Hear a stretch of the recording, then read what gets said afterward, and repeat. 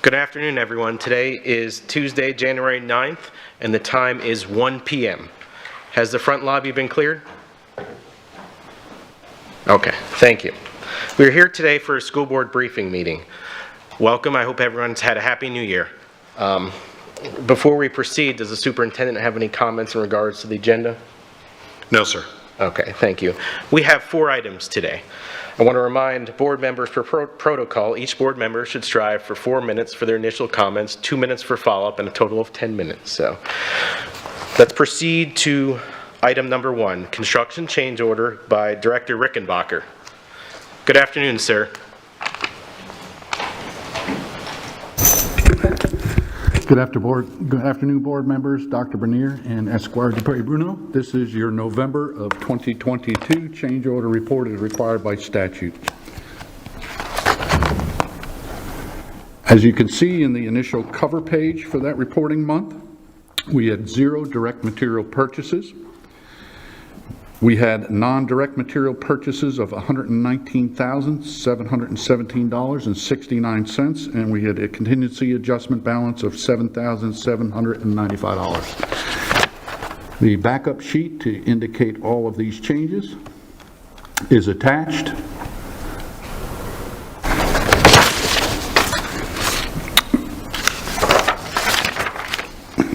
The first is EnviroStruct LLC. This was a return back to the district of $29,333.74 unused project funds.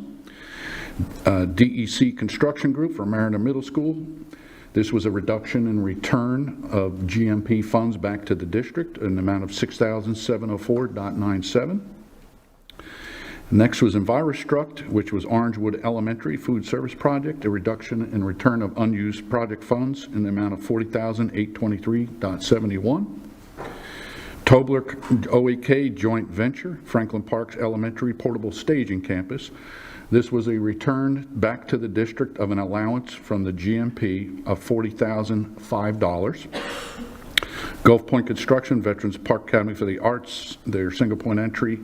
This was a reduction in their contract value returned to the district of $2,850.27. And last, you have Vantage Construction Group Transportation Each Dispatch Building.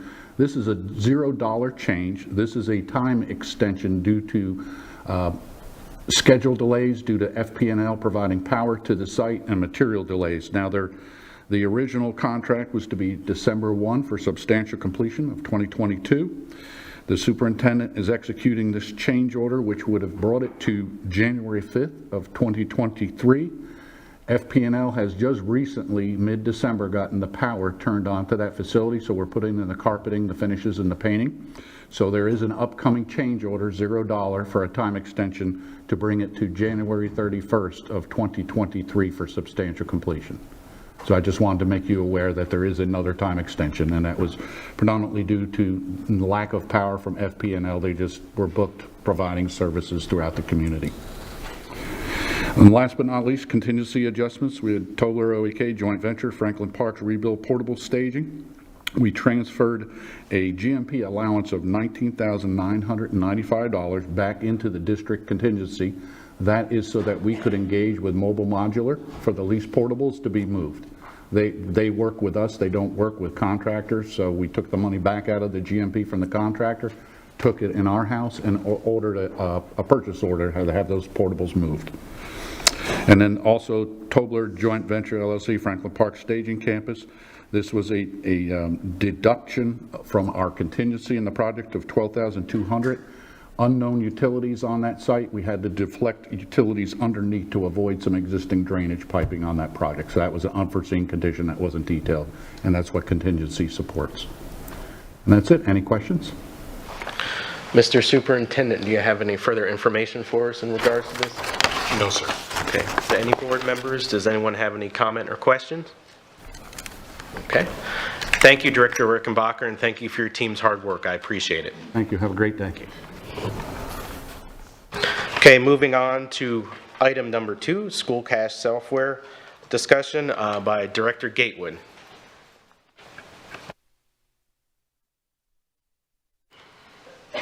Mr. Chair. While Mr. Gatewood brings the presentation forward for all of you. This is school cash software. This is specifically to help our school bookkeepers deal with internal accounts. Our Manatee software, which you'll see in the presentation, which our bookkeepers currently use, dates itself all the way back to being a DOS software. It has been in need of serious upgrade for a long period of time, not only for the ease of use, but for better reporting and for us to be able to see not only across each individual school, but then to garner district level reporting. Mr. Gatewood has worked very hard with not only internal stakeholders, but the actual bookkeepers themselves in looking at this opportunity. This item will come to you as a recommendation in a foreseeable board meeting. Mr. Gatewood. Good afternoon, thank you.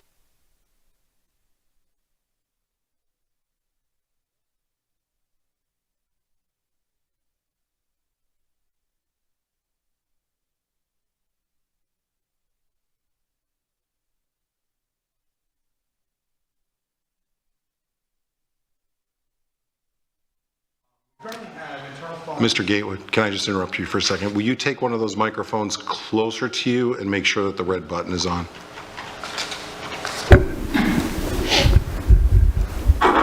Is that better? Much. Thank you. Sorry. So internal funds are all the funds that are collected at the school level. Fundraisers, field trips, athletic events, things like that, donations made directly to the schools. We currently have internal funds at 92 locations. We do about $27 million are receipted in annually through internal funds at the school level across the 92 locations. Like Dr. Bernier said, the current software we're using, Manatee, we've been using for over 25 years, and it's now, there's been very little change. Unlike most technology, Manatee hasn't changed very much over the 25 years, so now it's become outdated. When software becomes outdated, it becomes vulnerable for system failures and poses a risk, security risk to the district, which we're trying to, avoid that.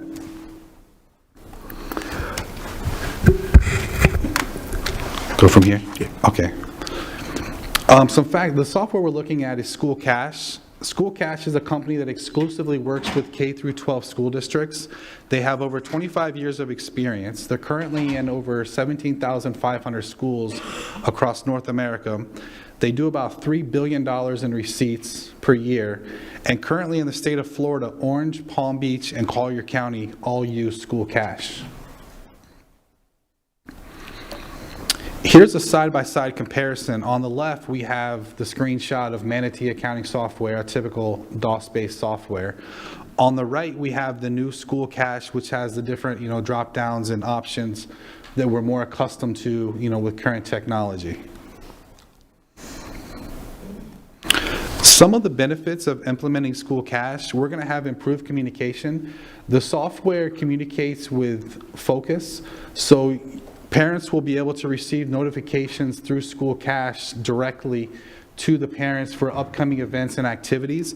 And parents will also have the ability or the option, if they would like, to pay for those events, field trips, classroom supplies, and things like that online. We've had a lot of parents asking for that option. There's going to be increased efficiencies. Whenever you pay for things online, you're going to reduce the cash handling and manual processes, so things will be expedited a little faster for the bookkeepers. Kev Group provides 8 one-hour sessions of training for our bookkeepers that breaks down the different sections of the software. So we'll be able to have support from the company directly for our bookkeepers online, as well as we're going to do some in-house training with them as well. It integrates with PeopleSoft, which allows us to have one vendor database across the district instead of each school that currently has a separate Manatee vendor database. All the transactions, we'll be able to view them here at the district office in real time instead of having to wait for the bookkeepers to send us their monthly disk to be able to update what we have here on file. We'll be able to look at it on time, which is going to increase the documentation is going to be available to us a lot more timely. There's also going to be the increased security because the software is supported and updated regularly by the Kev Group instead of the unsupported software like we have now.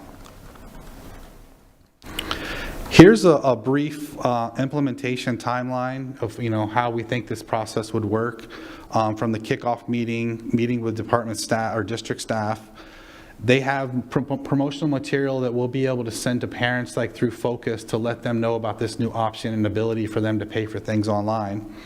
As well as we'll have school training, and then we'll do the launch. But most important, they're going to give us ongoing training for both the district people, for the bookkeepers, as well as if parents are at home trying to make payments online and having an issue, they have a 24/7 support line for parents as well.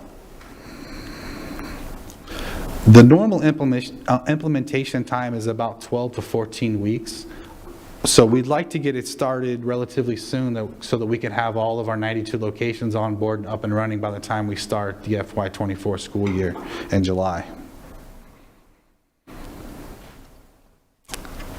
Did anyone have any questions or the superintendent comments? I don't have any further comments, Mr. Chair. Thank you. Do any board members have any comments or questions? Go ahead, Ms. Juvenelli. Thank you. I love it. I see the need. I wish we'd have done this sooner, so I just want to thank you for all your efforts and work on this. This is great. It's something that was much needed. Thank you.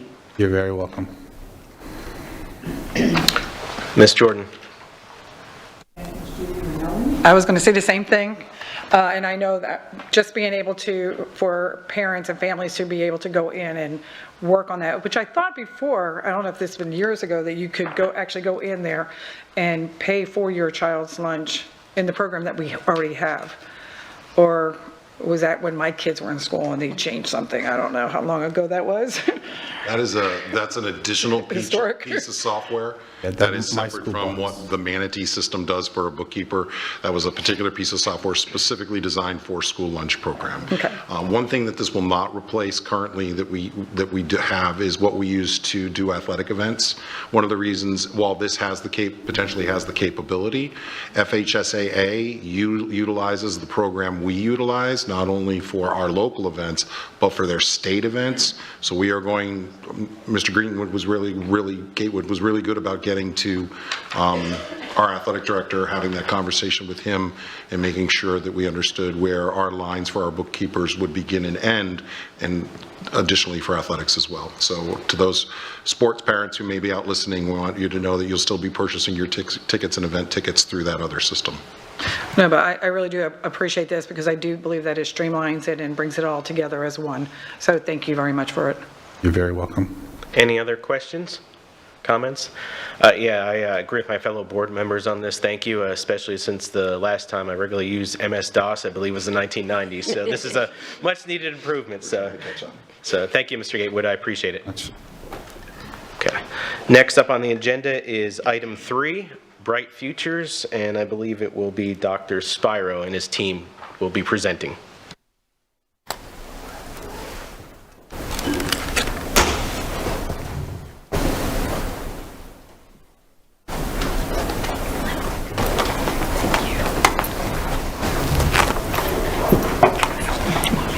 Mr. Chair, can I introduce?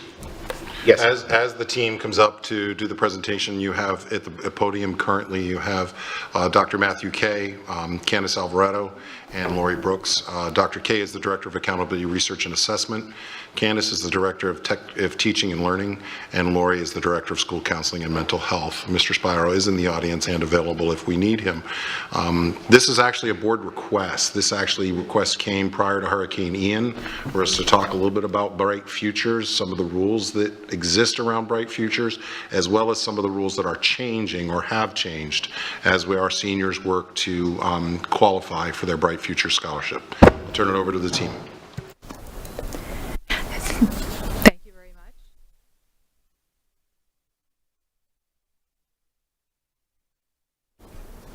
Is that better? Yes. Okay, wonderful. Thank you. Thank you, Dr. Bernier, and we welcome the opportunity to present to you this afternoon on the topic of Bright Futures on behalf of Academic Services and Dr. Spiro. Today we're going to start with an overview of the Bright Futures Scholarship, which is a lottery-funded scholarship to reward Florida high school graduates specifically for high academic achievement. There are some initial eligibility requirements. These are really the core requirements for our students. Obviously, to be a Florida resident, and also a U.S. citizen or eligible non-citizen, which is determined by our post-secondary institutions. The students are required to complete a short but specific application called the Florida Financial Aid Application during their senior year of high school. This would be in addition to the federal application for student aid, or the FAFSA, and then earn their Florida high school diploma from a Florida public high school. There are opportunities for homeschool students and students that earn their GED. Of course, our focus with being in public high schools is on the eligibility of our high school students. Students also must not have been found guilty of or pled no contest to a felony charge. They need to be accepted by and enroll as a degree or certificate seeking student at an eligible Florida public or independent post-secondary institution. They have 5 years after high school graduation within which to do so. And then they are required to enroll in at least 6 non-remedial semester hours, or the equivalent if the school offers quarter or clock hours per term at that post-secondary institution. There are 4 award levels for this scholarship, and we're going to start with the most rigorous level, the Florida Academic Scholars Award, or what we will probably reference as FAS today for the rest of this presentation. And that award has the highest academic standards and also provides students 100% of the cost of tuition at a Florida public post-secondary school. The Florida Medallion, or FMS, Florida Medallion Scholars Award, provides 75% of tuition at a 4-year university, public university, and 100% of tuition at a 2-year public college. For example, a student that decides they would like to start at Florida Southwestern State College for the first 2 years would have 100% of their tuition paid, and then when they matriculate to, let's say, Florida State, go Noles, sorry I had to say that, then they would have 75% of their 3rd and 4th year at Florida State covered towards their baccalaureate degree for the tuition at a state university. The third program is the Florida Gold Seal CAPE Scholars Program. This is a program that is targeted to students that may want to pursue a technical certificate or an associate in science degree. It's a highly specific degree enrollment program, and that is determined as far as the financial coverage annually per credit hour to complete that program. And the 4th Bright Futures Award is the Florida Gold Seal Vocational Scholars, or GSV, and again, highly specific and determined as far as financial coverage annually per credit hour, because that program also, similar to the CAPE Scholars, is specific to an associate in science degree or a technical certificate program.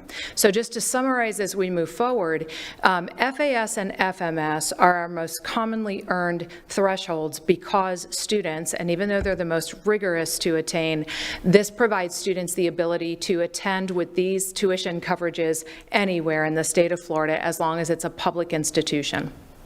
The Gold Seal CAPE Scholars and also vocational, those are more specific programs that a student would have to strategically prepare for to use them just for those programs. So they're not as common. So let's talk about qualifications. So we're back to the first 2 on that last slide, the FAS and the FMS, so academic and medallion scholars. And the alignment of criteria is very close. The first column is aligned with state university system admission. So as you know, our students that would like to go to a state university are required to complete core credits, and those are listed in that first column, and those are the 16 core credits for SUS admissions to a state university, and they align then with the Bright Futures requirements for those credits. We have a slight differential then, however, in the grade point average threshold that is required. And this is a delineation that we're very careful with our students and families to articulate, because this is not their cumulative high school grade point average. It is specific grade point average, weighted grade point average to these 16 credits. So for the Florida Academic Scholar, the 100% tuition scholarship, students are required in those 16 core to have a 3.5 cumulative GPA. They are then required to earn on the SAT or ACT. You can see that the graduating classes are a little bit different because this updates annually in state statute. Some years we have no changes, others we have quite significant change. This year's graduates for 22-23 are required to score a 29 composite on the ACT and a 1330 on the SAT.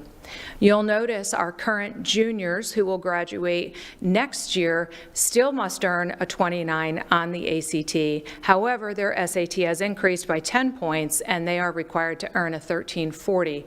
So and we'll talk through advising in a little bit and how we advise our students, but we're consistently leaning them into this from 8th grade forward, because they need to be aware of the requirements and then also how they may update year by year. In addition, all of these awards have either a volunteer service hour or a paid work hour component, and you can see that 100 hours of either one is required for the top award. The difference between that and the medallion is the medallion requires not the 3.5 cumulative GPA, but a 3.0, and then the test score thresholds are a little bit different, and then the volunteer service hours are a little bit different. So we talked about some major changes that can occur from year to year, and this year, in the last legislative session, and took effect July 1 of 2022, the Florida State Legislature added that students may submit, instead of only volunteer service hours, they can submit 100 paid work hours as well, which for our students really gave them some welcome relief. When you come after a pandemic and also now our hurricane situation, even before Hurricane Ian, many of our students work and they were unable to submit the paid work hours, and now they may. The only caveat to that new requirement is that the state has delineated in statute that it must be one or the other. So students are unable to combine volunteer service hours and paid work hours and submit like 50 and 50. They have to accumulate the thresholds of one or the other. Many of our students will accumulate both anyway. There are other ways to qualify.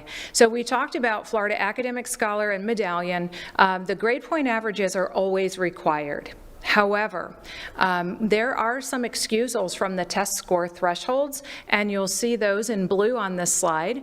Any student that is a National Merit Finalist or Scholar, National Hispanic Recognition Program, or most common for us, they receive the Cambridge ACE diploma or the IB or International Baccalaureate diploma.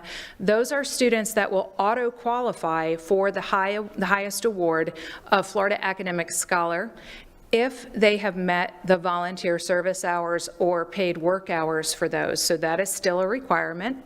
And then also, if they don't complete 100 volunteer service hours and they happen to be an IB diploma recipient and they only did 75, they would get the second award, the Florida Medallion. Built into some of our programs, such as IB, are those CAS hours, the Community Action and Service work hours, so they have 100 hours or more anyway. But our IB and ACE diploma recipients tend to qualify for this scholarship at a high level. They do have to do those hours. And then in addition, we have had National Merit Finalists and Scholars and National Hispanic Recognition Program students. Likewise, we have some students that will complete the ACE curriculum or the IB curriculum, and unfortunately, while rare, but it does happen, they may not earn the IB or ACE diploma. They did earn the standard diploma. And those students still may qualify, but you'll notice on those last rows that all of the criteria must be met in those cases. So we've talked about Florida Academic Scholar, Florida Medallion Scholar, again, more of our two most common programs of the four. And when we train our counselors and college and career specialists and talk with parents and students, we really want to remind them, though, there are two other very worthy programs that may require some more specificity and planning for students, but definitely there are students that can really benefit from these programs. The newest of the four programs is the CAPE Scholars Program that really rewards students if they earn a minimum of 5 post-secondary credit hours through CAPE industry certifications. As you're likely aware, there's a large focus on our students graduating high school with industry certifications. So there are students that will get those but they'll earn those 5 post-secondary credit hours, and those will articulate for college credit, and then they need to complete only the 30 service hours or the 100 paid work hours. Again, this program is for students that want to go into a technical program or an applied science program. So a lot of our students will aim for the medallion or the academic scholar if they're not sure of what their future will hold. We do have some students that say, no, I definitely am going with this program and this is my plan, and we really want to make sure that our schools are educated on this opportunity, so we directly connect students to this funding source. The Gold Seal, similar program as we stated to CAPE Scholars, but that's a little bit different as well. CAPE Scholars was the industry certification that matriculates for 5 college credit hours. In this case, students need to strategically plan for and take 3 full high school credits in a CTE or career and technical education program. Our career and tech ed teachers are familiar because of the efforts of Rita Davis in which courses are progressive and qualify students, because they have to take 3 specific courses in a progression during high school. They have to earn a 3.5 unweighted grade point average in those 3 progressive career ed courses, and also earn a 3.0 weighted grade point average in their core courses or non-elective high school courses. Now, the testing thresholds, that's the next slide, that's perfect. They need 30 service hours. And the thresholds are highly specific. You can see the ACT, SAT, and now we're allowed to use the PERT test for just the specific scholarship level. And it's not going to be a composite score. Now students need to score specific subtest thresholds. Definitely achievable, but it is a different type of advising than when we're talking SAT, ACT, and PERT. And again, just as with the Gold Seal CAPE Scholars, the vocational scholars may be used for these specific 3 post-secondary degree programs. So looking at that then, and all of the pieces of information that Ms. Brooks just went over, it's a lot of information to digest. It takes our district, our counselors, and our college career specialists, and our community partners at the foundation leading families through this process, because as Lori mentioned, this is merit-based. So we want to make sure students apply and go all the way through. But when we point families back to where can we find this information, we point them back to this website here that's also linked in the presentation. It has all of the information from the eligibility requirements to scholarship information, in addition to the flyers which we promote and we push out, and then some additional resources. So these 4 chapters that we've outlined here are the 4 areas in which we really utilize with our families going back to. You'll notice up there chapter 3 is about renewal eligibility, but we really focus on the other 4 with our students, getting them to understand the requirements and then how to apply. So as a district then, what do we do to help communicate this, and what supports are we providing out there? As you heard Ms. Brooks mentioned, and I've mentioned once, the college and career specialists are key in this process. So our counselors focus in on all of the advising pieces, making sure students understand those requirements, but our college career specialists, one of their primary roles is to ensure that students are applying. So they understand how to take all the paperwork all the way through, and that but they're not missing these components. So while the college and career specialists have many other responsibilities, this is one of their primary focuses, and it's how they work in partnership with our counselors. Another piece of it is, as Ms. Brooks mentioned on slide 10, we noticed there were other ways to qualify that eliminates those ACT and SAT. So we've gone to work on curriculum expansion to ensuring that all of our high schools have an advanced diploma opportunity. Because as we heard mentioned, if a student earns the ACE diploma or the IB diploma, they are able to waive that ACT, SAT score as long as they meet the volunteer hours. Up until the last year, only 8 of our high schools had 4 had the ACE diploma and 4 had the IB diploma. We can now say all 15 of our high schools have an advanced diploma pathway, which opens up the doors for our students to earn bright futures in another. Another piece that we've looked at is that opportunity for students to have additional days where they can take ACT, SAT on our campuses, but it counts for college reportable. So we have added additional opportunities testing-wise on our campuses where they are college reportable ACT and SAT scores. Previously, we've spent a lot of time doing our non-college reportable school days for students that have not met their graduation requirements, but also looking at supporting students in getting bright futures, we've added college reportable days as well. I can't say enough about the foundation and our partnership for our financial aid nights. They really work with each individual high school to help families understand FAFSA, all the documentation that's needed, walking them all the way through, ensuring that they complete that application process there. And especially this year, many of our schools were scheduled for their financial aid nights during the hurricane. They have been able to reschedule all of those, and they've almost completed all of them.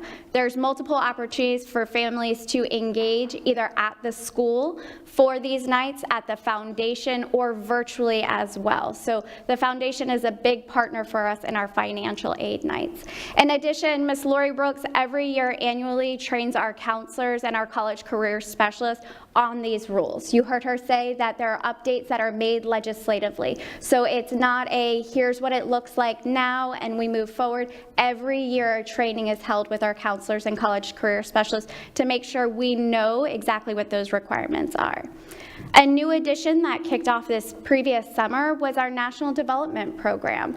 And this takes a look at 10th grade students and their PSAT scores and provides them the opportunity to work with a highly certified teacher in the area. We started with mathematics on how to build their ACT and SAT scores.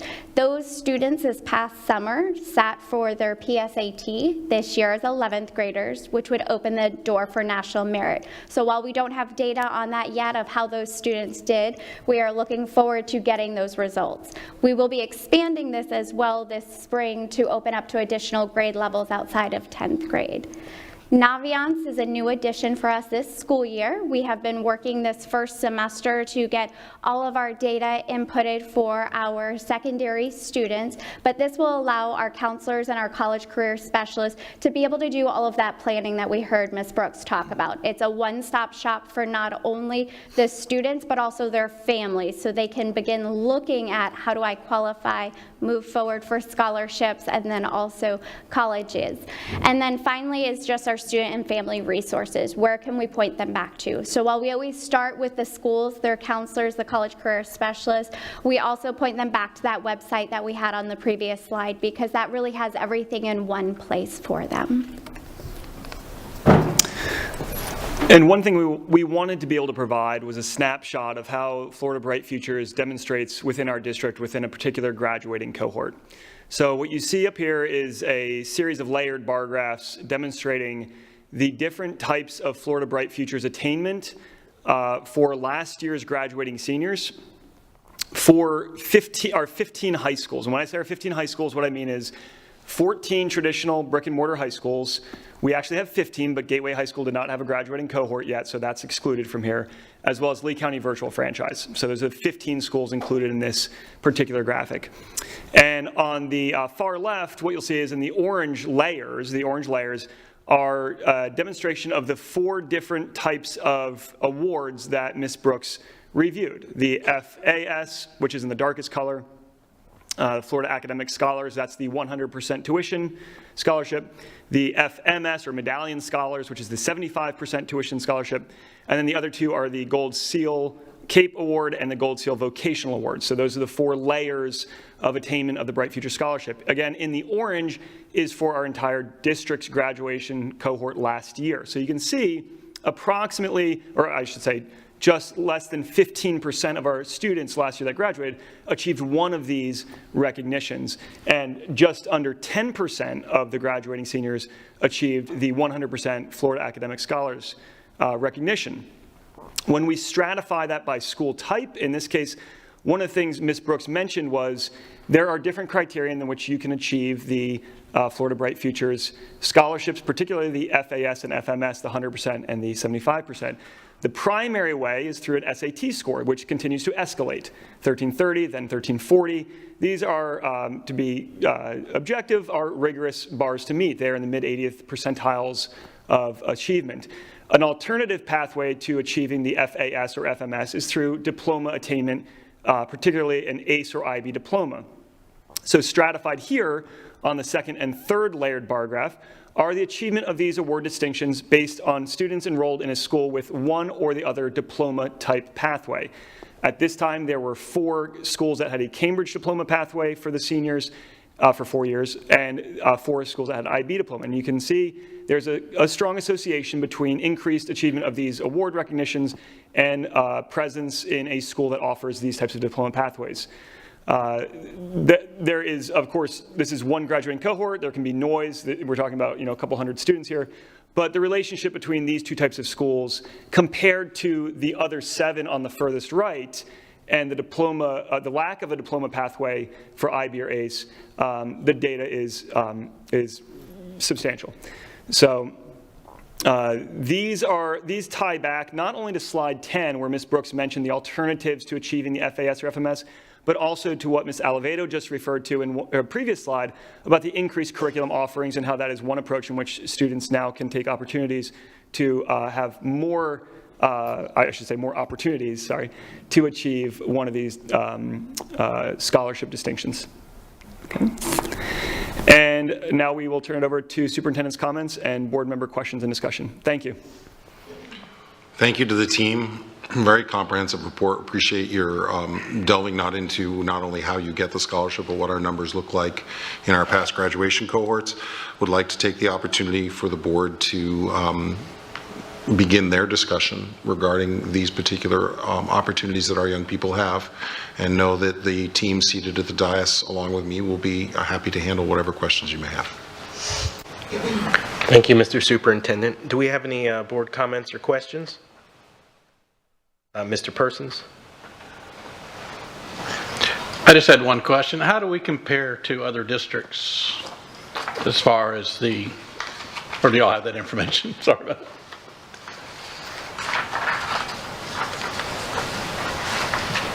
I apologize. Okay. Actually, we do not have that information. I can request if the state has that. What we have access to through the OSFA, or Office of Student Financial Assistance, which runs Bright Futures, our interface allows us to pull school-by-school statistics and our district statistics. While we lack that, we can certainly ask if they have that available to us. Thank you. Ms. Patrica? So I've got several. You can cut me off and then come back to me, please. So at the very beginning, first of all, thank you for this. I learned a lot, and my daughter is a freshman in college. So me learning a lot as a parent that just went through this, I think speaks volumes to maybe some more efforts in terms of getting parents to understand what this is all about. You talked about public school, homeschool, GED. What about private high schools? Do those kids qualify?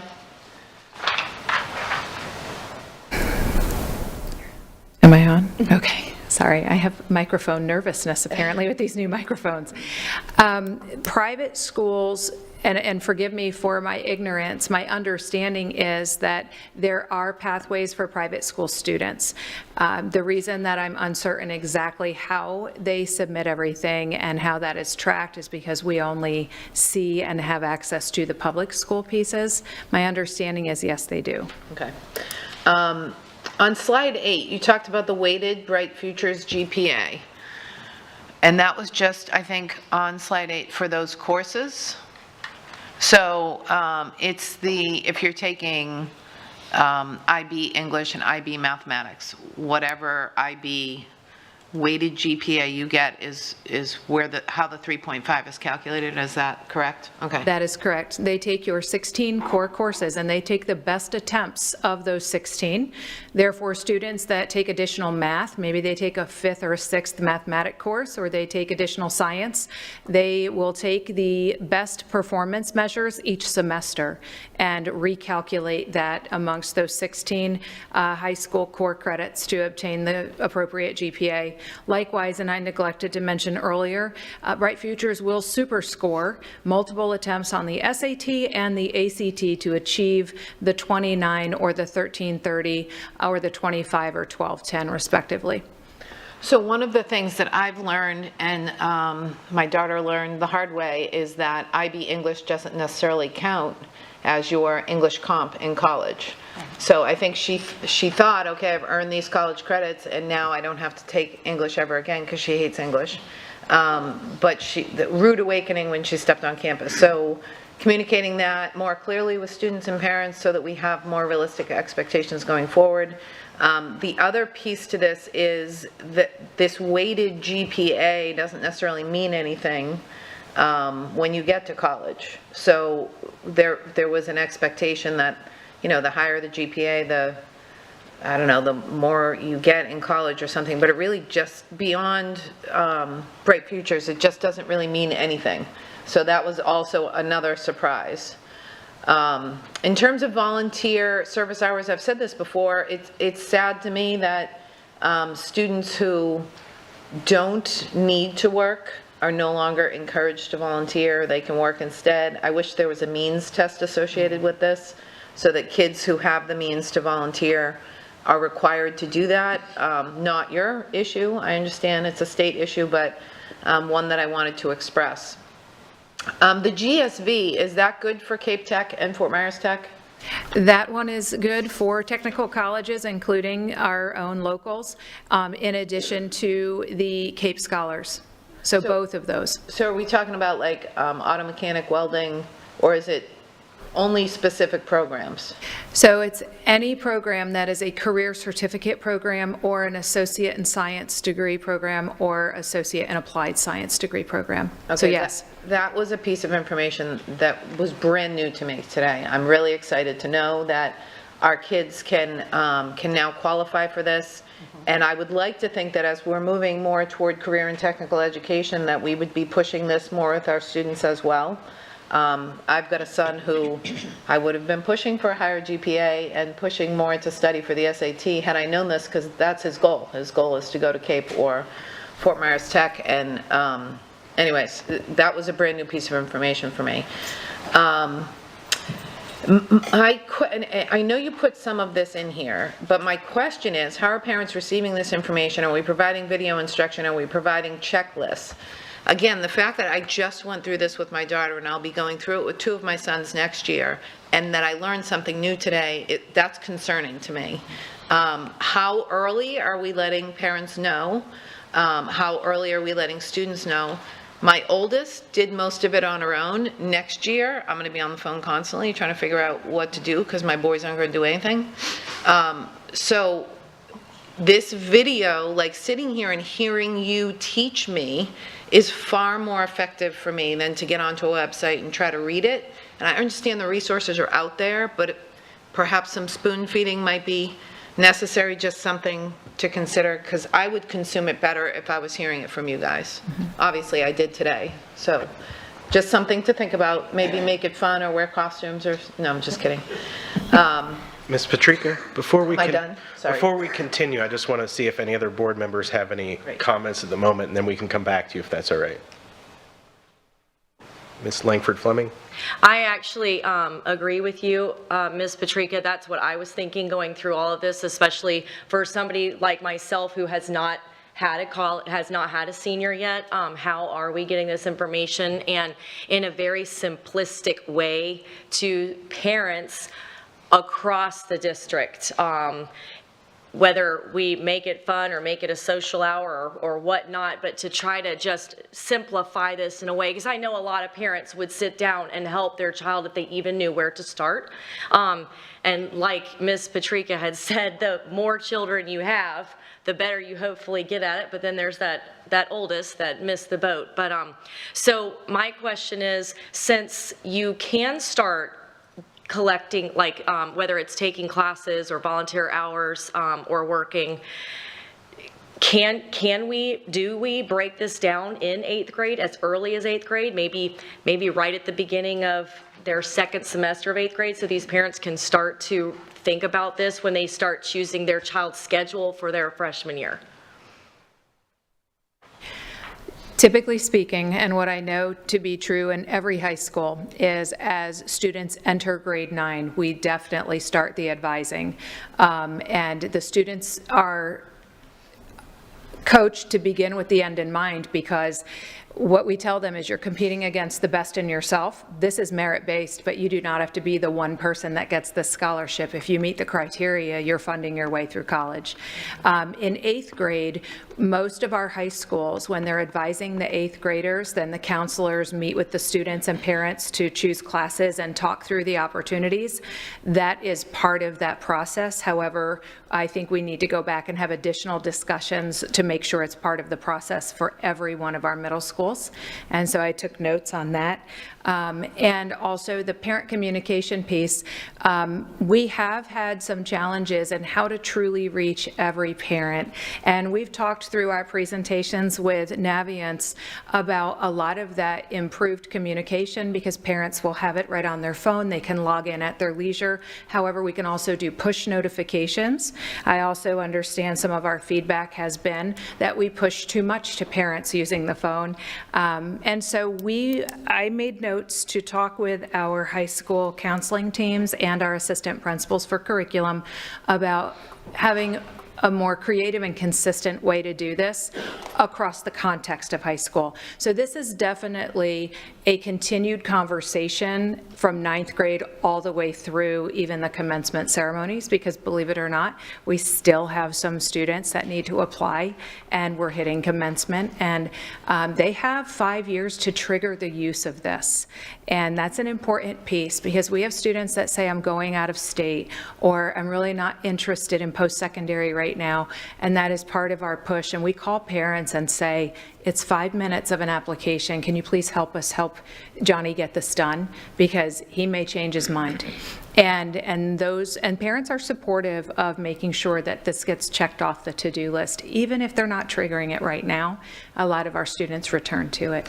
So we wrote down that feedback for parents and students. I'll follow up with our middle school teams to make sure that it is consistently part of the advising as they head out of 8th grade into 9th, and then we'll get to work on improved parent communication and really breaking it down across every grade level of high school to ensure it's continued communication, and also that it's a lot of information. Our counselors and college and career specialists have to have all of that in their head, along with so many other things. And but it's a great opportunity, so thanks for the feedback. Mm-hmm. I just wanted to, one more thing on that, to add to that is, I've got those second language learner families in my mind, and while there are so many gifted second language learners in our district, a lot of times their parents are not able to understand all the information. So whenever we are adding these presentations, hopefully around the district and all around the county, that we're keeping that group in mind for sure. And then my second question was, please correct me if I'm wrong, but when you go to slide 17, where it shows the ACE and the IB programs, that third bar graph with the 7 schools, what are our plans to be able to increase that? Because obviously we've got students who are, always wanting to be in certain schools because of those two programs that they offer. So what are the plans for the future for these other schools? So with the implementation of having an advanced program at all 15 high schools now, we'll see this bar graph change over the course of the next 3 to 4 years. Since it's a graduation cohort, last year was the first year that we had 4 additional schools pick up freshmen into an advanced diploma pathway. This year, we've brought on all. So in 4 years from this graduating cohort, we will see all of our schools over to the left-hand side. We won't have any of our schools sitting over to the right anymore without an advanced program pathway. Okay, that's awesome. And thank you so much for this presentation. Very much appreciated. So, Thank you. Before I return to Ms. Patrica, are there any other questions or comments? Ms. Jordan? Thank you. Thank you for the English language learners. I appreciate you saying that. Every single ninth grader is brought in and you have this conversation with all those thousands of kids? It's part of their classroom meetings, and also when the school counselors and college and career specialists go into the scheduled classes. So they have large class meetings at the beginning of each year, and then also they do push-in class, what we call classroom guidance, and we cover with our freshmen the importance of beginning with the end in mind, to include course performance and their selection of rigor, but also their performance within that rigor, and what that GPA looks like, so they can graduate on time and plan for their post-secondary world. And that also includes the Bright Futures Scholarship. Okay, thank you, because the way it sounded as if we sit down with each individual child and have this conversation, but it's in group settings. That is correct as far as the initial information sharing. Okay. At least annually, when we have course registration, that is another touch point for every student to have this information around Bright Futures. And then very consistently, junior and senior year, because we tend to turn up the heat a lot more to make sure that our students have all the information they need to make timely decisions and take those actions related to their plans after high school. It becomes the fabric of what we talk about. It's very much ingrained in that, in our individual conversations with students. Okay, so then I'm just going to go back again with what Ms. Fleming just said as well.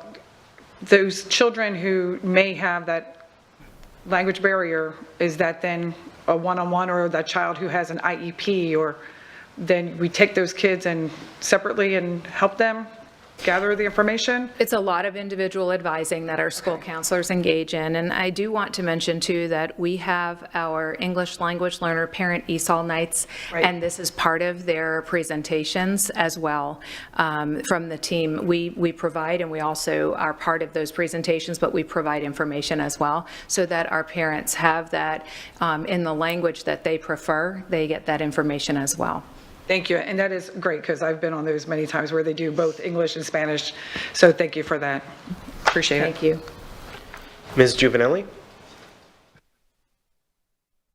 Thank you, because y'all asked a lot of questions that I had. Actually, mine was about the communication piece, because I had a daughter that graduated in 2017, and she never communicated anything to me about any conversations that happened. I think teenagers kind of do that. They really don't talk to their parents.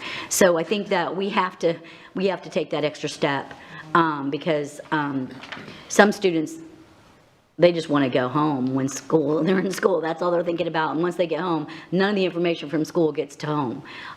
So I just think we have to do better in the communication. One of the questions that Ms. Fleming asked was, which was one of my questions was, at what stage do we engage? Because I think that's really vital and critical, and we have to keep engaging. And it's the families and the parents, because they kind of set the plan sometimes for their students, rather than the students saying, not all students know what they want to be when they grow up.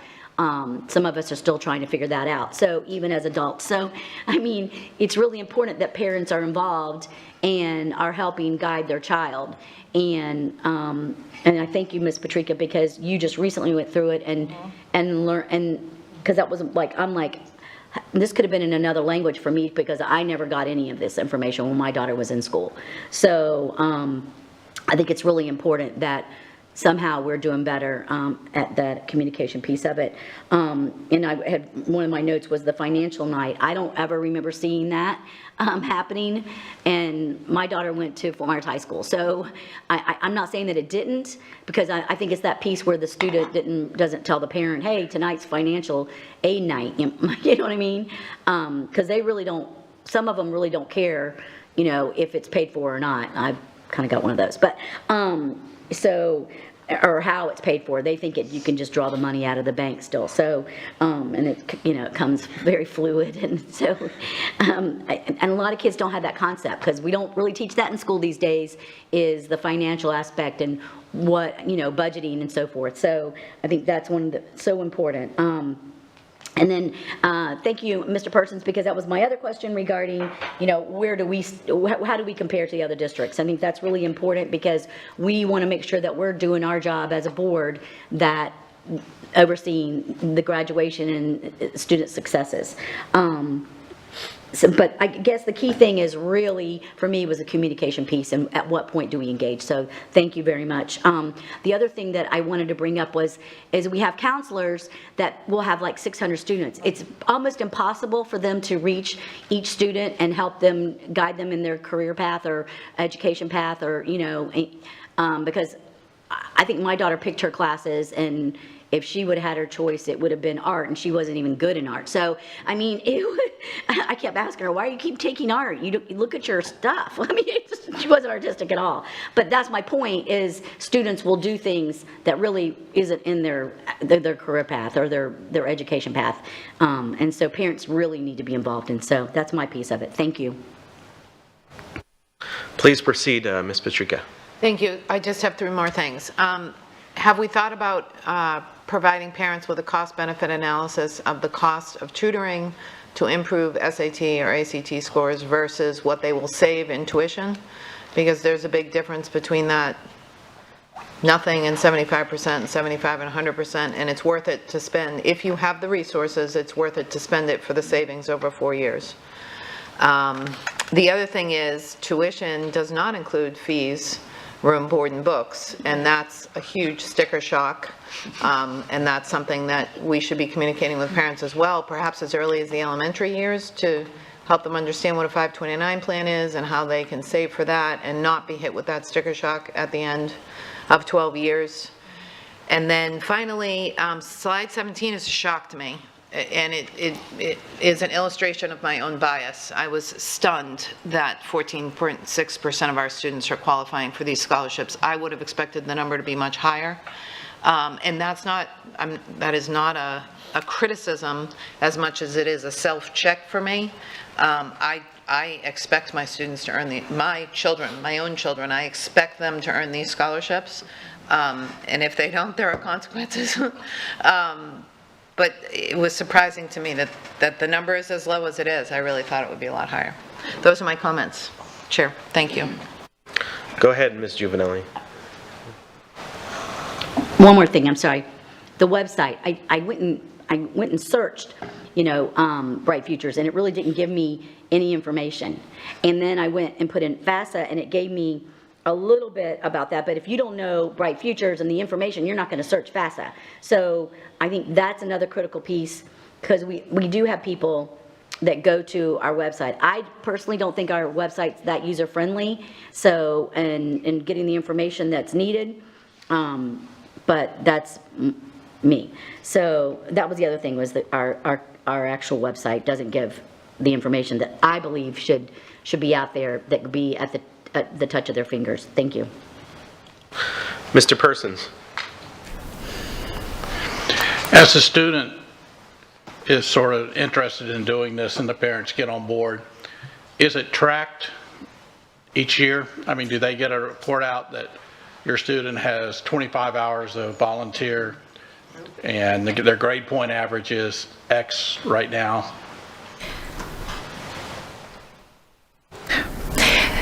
That's an excellent question.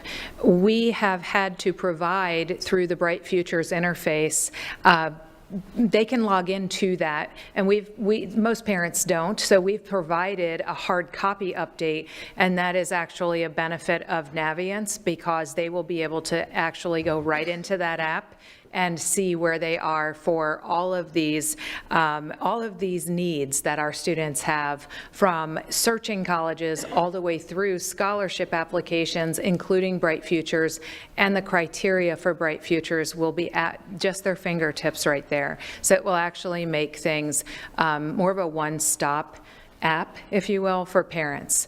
So it will become much easier for them to access it. Actually, Mr. Chairperson's just answered and got the information out there. I wanted to encourage all of us to be reminded of the presentations that went on this fall. I think as a note for the team, if we could also get a copy of that report in the weekly update that we did on Naviance, so that our newest board members could be updated. That is, to a lot of the points that have been raised here, the one-stop shop, and no computer system's ever perfect. All right, we have access, we still have other issues, but it does take away some of the translation issues. It does provide, to Ms. Giovanelli's comments, the location to go. I also went out to the parent portal. I had to find Bright Futures under financial information, and if you click and you're diligent enough, you will find it, but I understand that not everybody has that same capability. I think, so Naviance is one place where we put some of our stock. Increasing the level of communication is another. This team has been vital about looking at the larger picture when it comes to things like FAFSA nights and what else we can provide. Candace and Clayton Simmons are heavily involved right now in a spring sort of fair related to our high schools, so that our parents can, instead of having to travel to each individual high school, will have an opportunity to come down and exercise and see the choice options for the high school level here in this building. We have additional announcements coming out about that, but they have also begun not just about high school, but since we're talking with 8th grade students who are primarily making that decision, there are going to be areas within the building on that particular day as well where additional services are available to the parents so they can get an idea of what they need to be planning for and what they need to be looking for.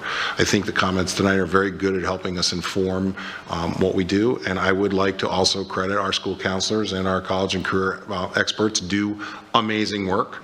There are not enough of them. I don't know that a school district could ever afford enough of them, but I think we can also certainly work with our partners across the state to look at what they're willing to report or what they have reported to their boards regarding their number of seniors who've qualified, so that we can make some comparison data. I think that's really important. When this presentation came forward in Cabinet, that was one of the first questions the Cabinet team asked of this team was, where's our comparison to other school districts? So we are working through that process as well, so that we can have some comparable data for all of you. Certainly the road to college is a very complicated one. So is the road to college and career. And I do think it's worth repeating and reminding parents and for students who may be listening to consistently ask the question of what will apply specifically for me when I go off to college. In some cases, depending on where you go, that English credit does remove your ability to not have to take English again. In other cases, some of our more prestigious four-year universities are saying to students, congratulations, we will give you that credit, but we will remove it from your electives. You will take your core academics with us because we want to be sure when we give you the degree from a particular university, we know that your core has been done with the university. The best way for a parent or a student who's really seeking to ensure that college credit is accepted is the dual enrollment process. When you enroll at an FSW or an FGCU and you graduate with a credit from those universities, the university that you go to needs to accept that credit. That is the best pathway forward if you're looking to reduce the number of credits that would take you to graduate. But I think there's lots here. I mean, I heard also about, the fact that tuition is one aspect of a college education. Living there, eating there is a whole nother aspect, and I do appreciate what the state has done for parents to plan as early as when children are born to have some of those issues taken care of, and we will continue to look to improve our website, Naviance, and other avenues by which our parents, as early as possible, begin to receive this information so they can, as best we can, adequately plan for when that young person gets there, to that decision point. Thank you, Mr. Superintendent. I really appreciate this presentation, not just as a board member, but as a parent as well. I'm listening and gathering information for my kids later on. I appreciate that. I'm actually going to keep this presentation handy for the future and for others in the community. But thank you for your hard work. And go ahead. Sorry, Ms. Patrica. That's okay. I didn't want my comments to come across as being ungrateful for Bright Futures. I talk to people in other parts of the country and they are stunned that Florida has this program. It is a wonderful program, don't get me wrong.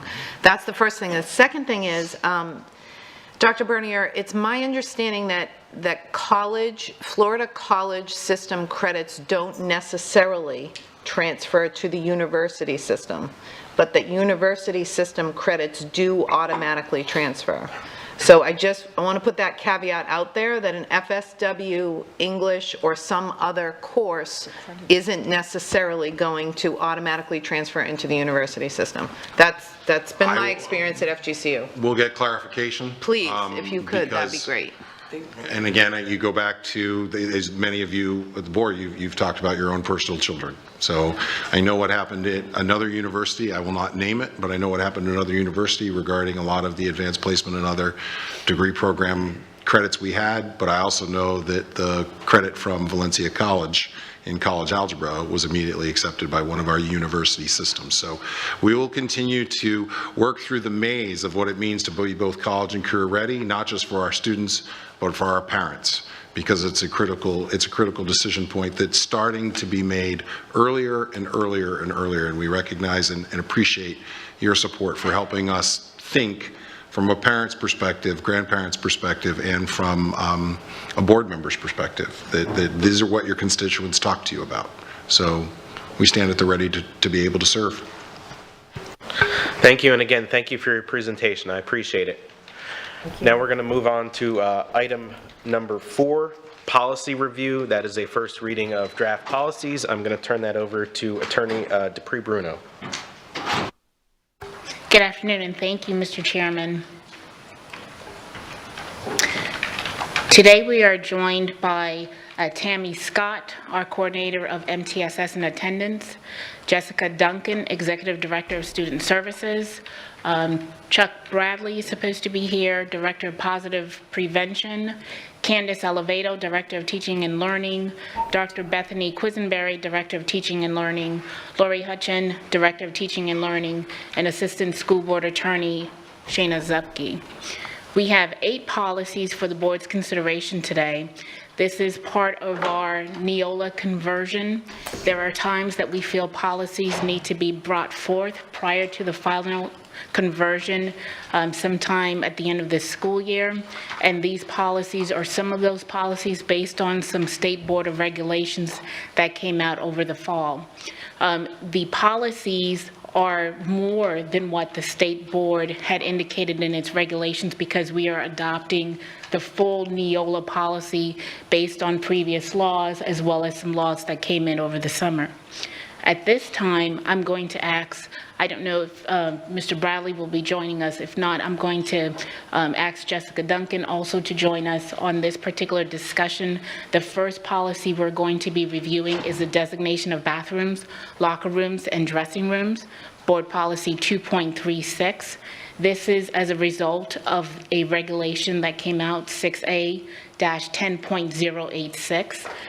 We have had a unwritten policy, but it is implicated in our Civil Rights and Equity Guide with regards to designation of bathrooms and locker rooms and dressing rooms for a very long time. This policy just basically codifies that Civil Rights and Equity Guide provision. Are there any questions from the board? And if once those questions are answered, then Ms. Duncan is going to present an update on the Equity Guide as well as show us a video. Do we have any questions or comments, board members? Ms. Jordan? I guess I would have preferred to see the equity first, because we're stating that this is part of the equity guide. And I think that if we're looking at this first and then going to the equity guide second, it's like we're doing it backwards. Okay, so We may come back to a question on this afterwards. So the equity guide has not been changed. It's the same equity guide that we've been using, but I'll go ahead and pass it to Ms. Duncan. She can give us an update and then show us the video. Thank you, Jessica. Good afternoon. Mr. Bradley is unexpectedly out, and he sends his regrets, and he was really hoping to join us today. Can we hold for one moment? My apologies. I just wanted to double check if Ms. Patrica had any questions in regards to 2.36. I just wanted to go through all the board members real quick before we proceed. Sorry about that. I appreciate that, thank you. No, I'm in good shape right now. Okay. Proceed. Sorry about that. Thank you.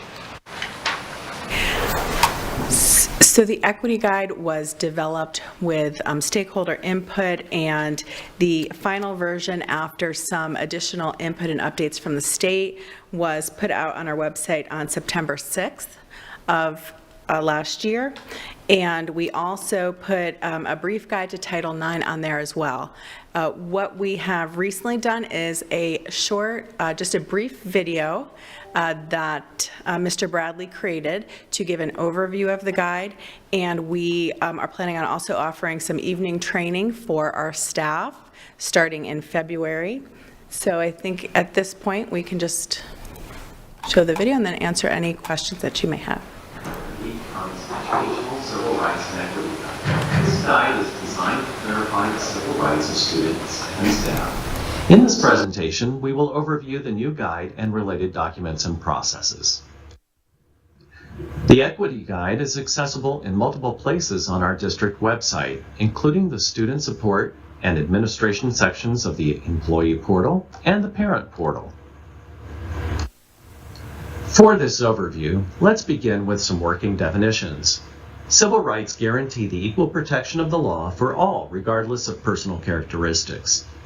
Equity ensures appropriate access to and participation in educational programs and employment. Individuals may need accommodations or suitable alternatives to ensure equity. Equity and civil rights ensures that each student has access to a free and appropriate public education, and each employee to a workplace without discrimination. In addition to civil rights and equity laws, the guidance included complies with applicable federal and state laws, as well as school board policies. The guide honors both the rights of students and parents. In the School District of Lee County, we recognize that the triangle of student success requires trusting relationships and mutual support among students, parents, and employees. The district's non-discrimination policy ensures all students and employees are protected from discrimination in educational programs, activities, or employment. The Civil Rights and Equity Guide provides guidance in ensuring that this policy is fully implemented.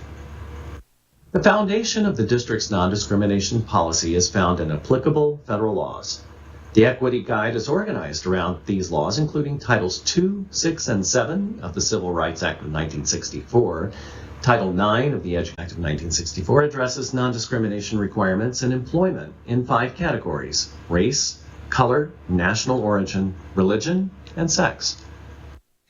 Title 9 of the Educational Amendments of 1972 states that no person shall, on the basis of sex, be excluded from participation in, be denied the benefits of, or be subjected to discrimination under any academic, extracurricular, research, occupational training, or other education program or activity.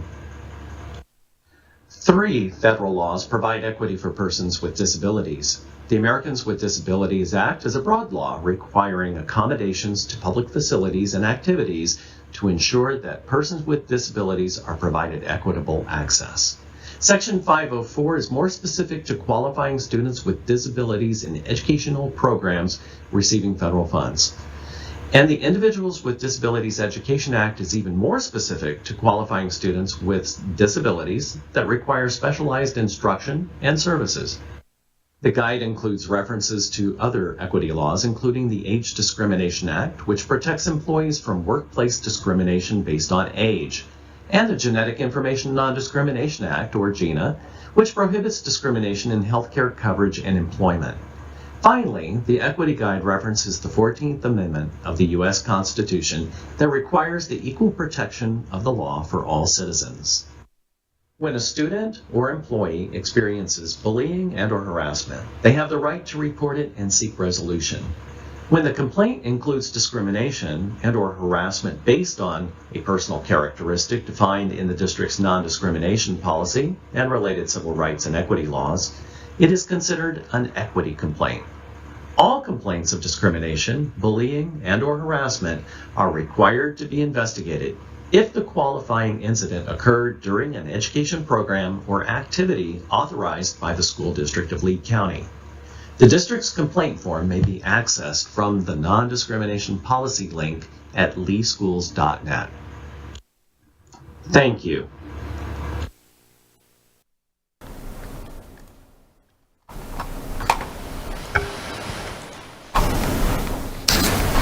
So as shared, the equity guide, the information that we'll be talking about with the designation of bathroom and locker rooms, the information in our guide is aligned with state guidance and is also aligned with the Neola policy update that you will be hearing about today.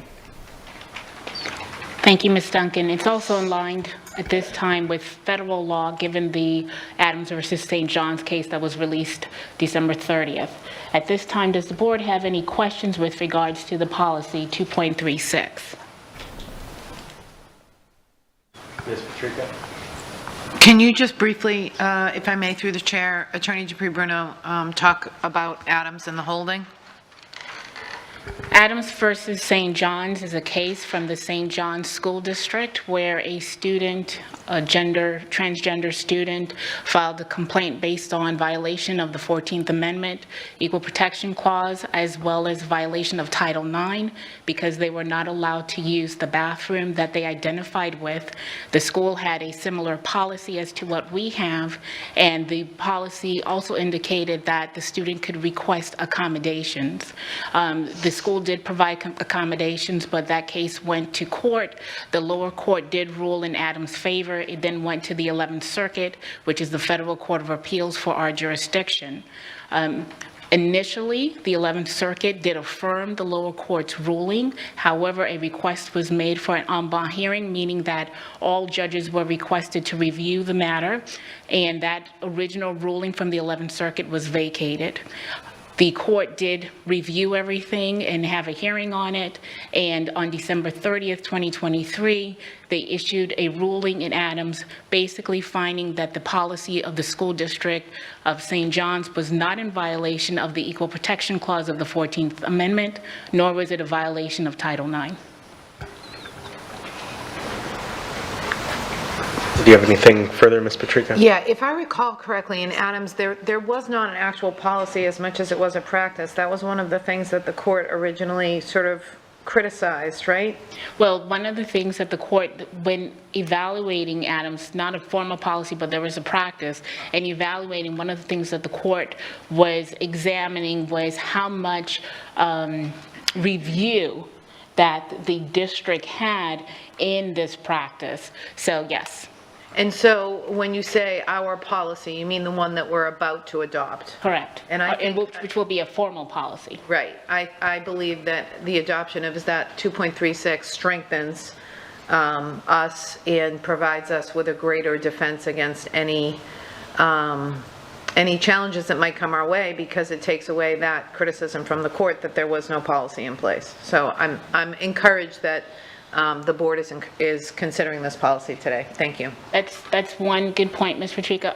Also, there's been some requests to make sure that it is clear for the public, for constituents, for parents. So that's another reason why it's being brought forth as a formal policy to the board. Real quick, I just want to interject that, just for the members of the public, that we are not voting on this policy today. We're just going through the first reading of it. Go ahead, Ms. Jordan. Mr. Dupree Bruno, I think you stated December 2023.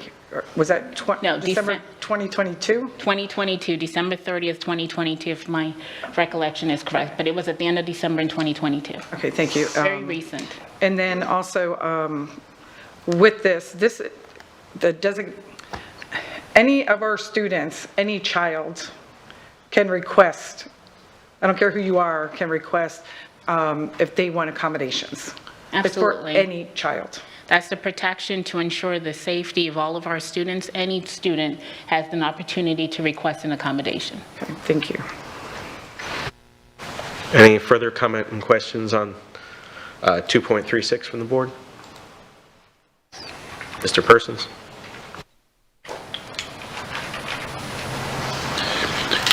Yeah, I just want to be on record as saying I think having the policy is definitely the way to go, not having like a best practices or whatever you want to call it before that. So, thank you. At this time, Mr. Chairman, if the board can please give direction whether or not they want this policy to move forward to second reading. Okay. Let's ask, I guess, yes or no if we want to move forward for a second reading on this. Okay. By show of hands. Do we have yeah, let's do show of hands. Okay. Thank you, Mr. We would like to Chairman. proceed. Thank you. The next, thank you very much, Ms. Duncan. The next policy that we have for the board's consideration is the selection of instructional materials, Board Policy 2.18. I'm going to ask that Ms. Oliveto, Ms. Hutchin, and Ms. Quisenberry please join us for this discussion. This policy, as the board knows, we're going through our Neola conversion.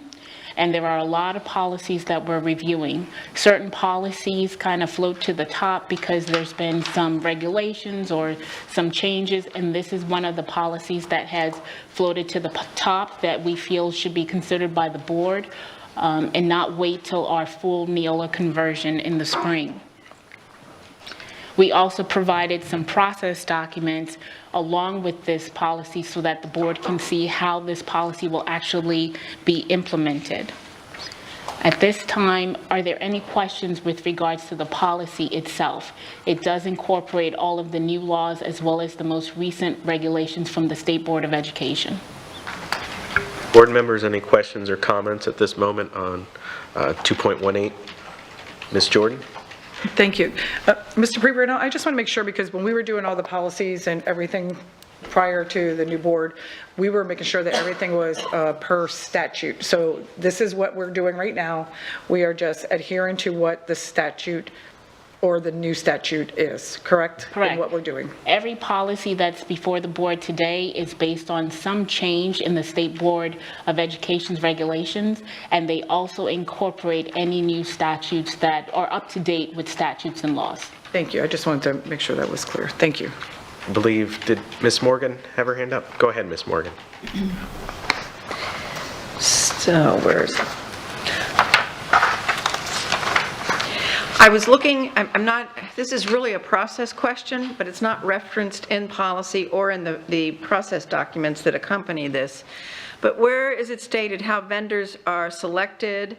Are they, do we bring in all the vendors approved by the state? Is there a local culling of state recommendations? There's reference to vendors, but there's no reference to how the vendors are selected.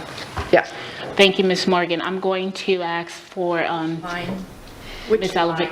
Would you be referencing? There's no line. That's why I asked the question. Yeah.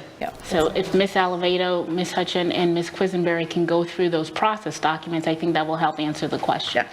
Which process, Dr. Lockman? Absolutely, and I'm just to answer the question, if we're regarding the ones for textbook selection, so our core instructional materials that we follow the state's adoption cycle every year, previously we bring in all of the publishers who get put out on the state's list.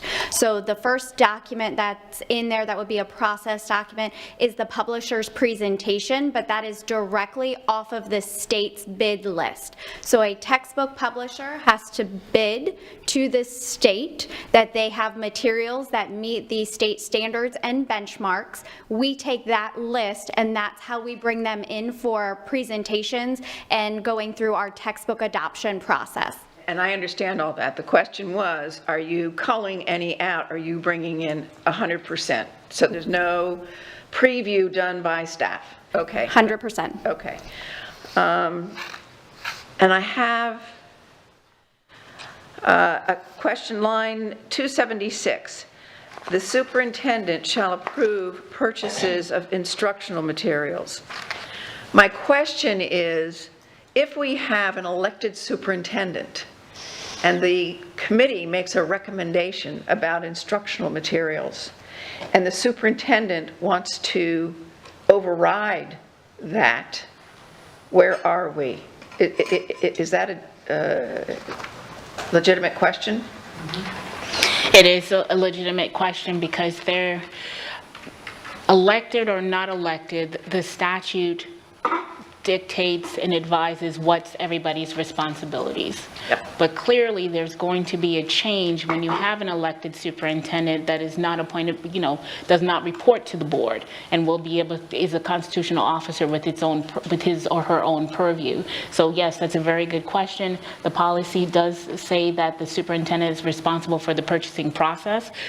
Most likely, the elected superintendent will be responsible for the purchasing process, but the school board is the one that will approve the textbook adoption. So I guess really I'm just asking, is there any way we can harden this or make it clear that the board still has the authority based on the recommendation of staff to override the recommendation of the superintendent? I'm going to have to review that, Ms. Morgan, and just double check with the statute. It's very clear that the board is the one who will make the final textbook adoption. It is your statutory obligation. I have to look in terms of the purchasing power, which would normally fall under the superintendent because this is different than our regular procurement process. So. Okay, and then I just have a trivial question. Line 303. The principal may permit vendors to demonstrate. I don't think the principals, when I looked at the process document, it has nothing to do with the principal. So I was just curious, unless it's... I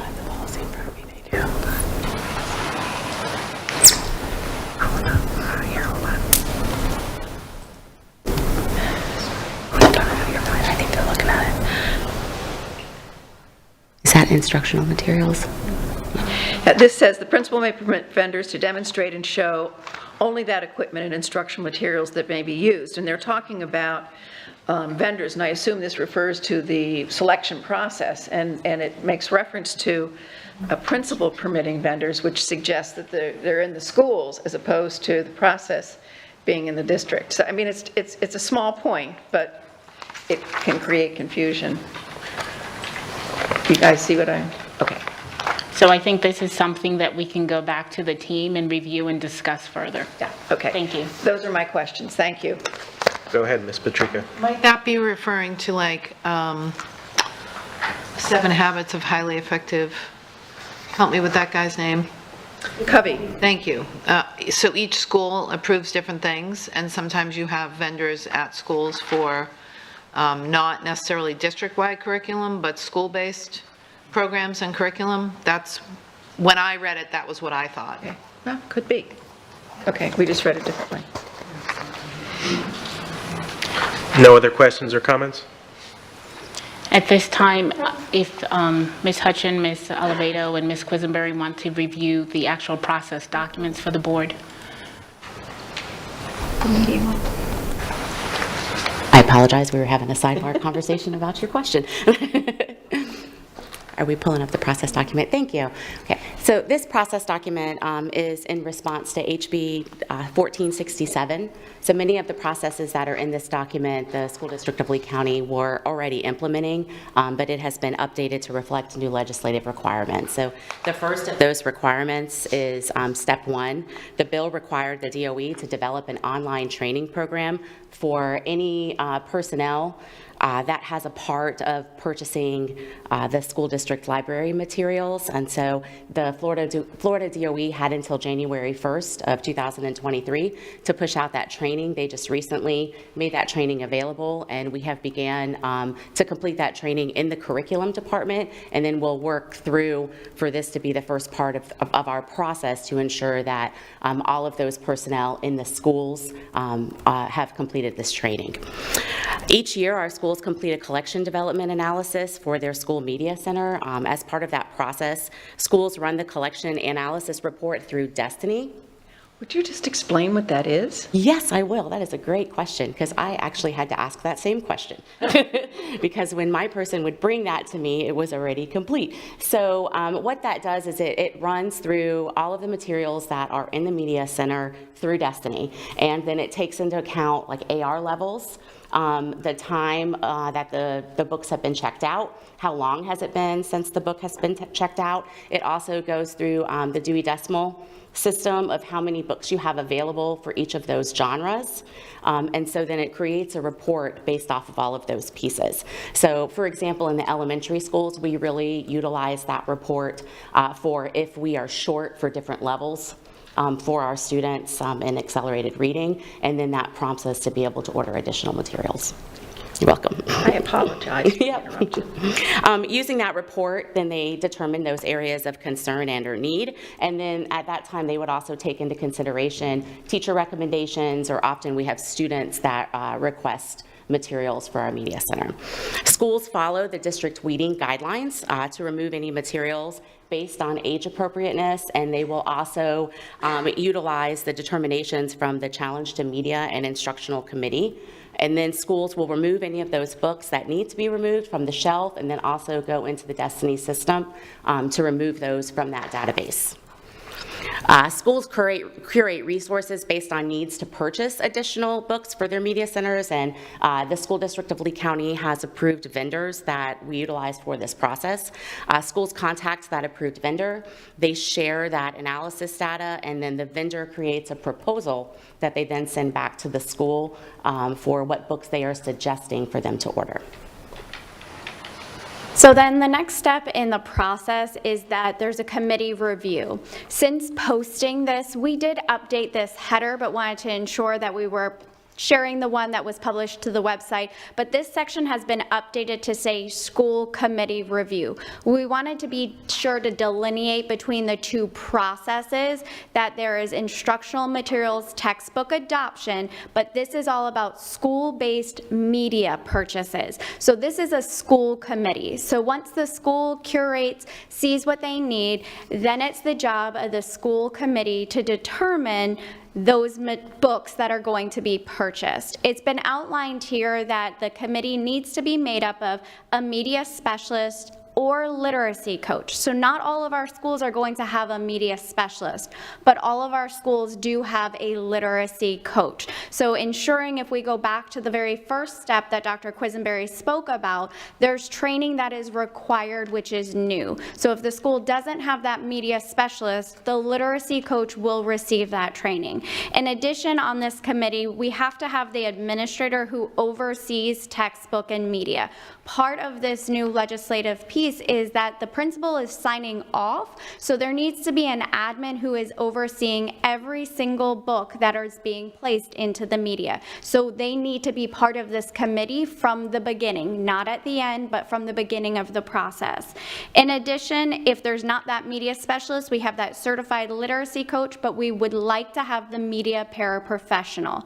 In our schools, we have somebody inside of the media that helps.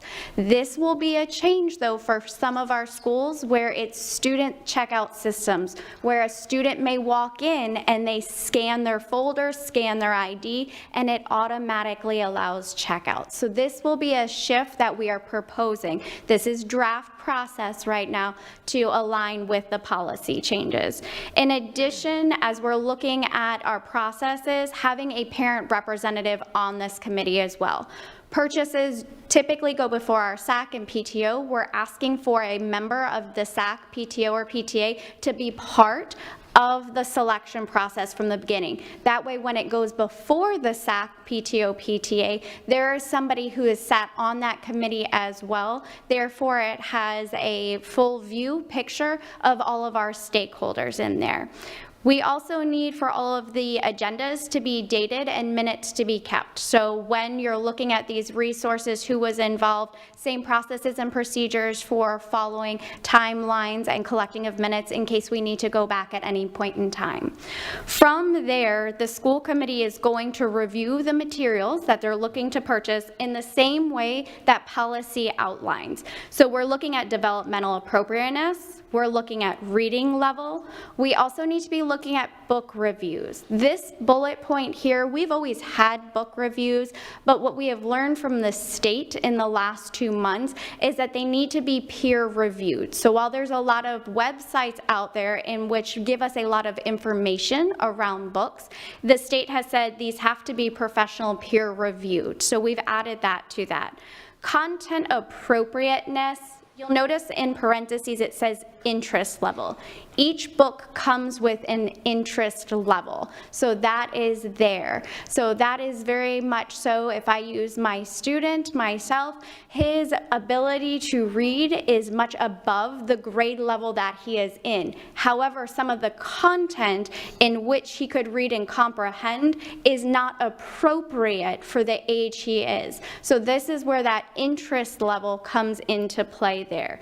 And then of course we have our state statutes. So one of our pieces is that we have got to make sure that the statute 1006.40, where we have our 3-point Miller test, is really clearly identified, and we will need to be doing training with our schools so they are used to what this says and what they're evaluating.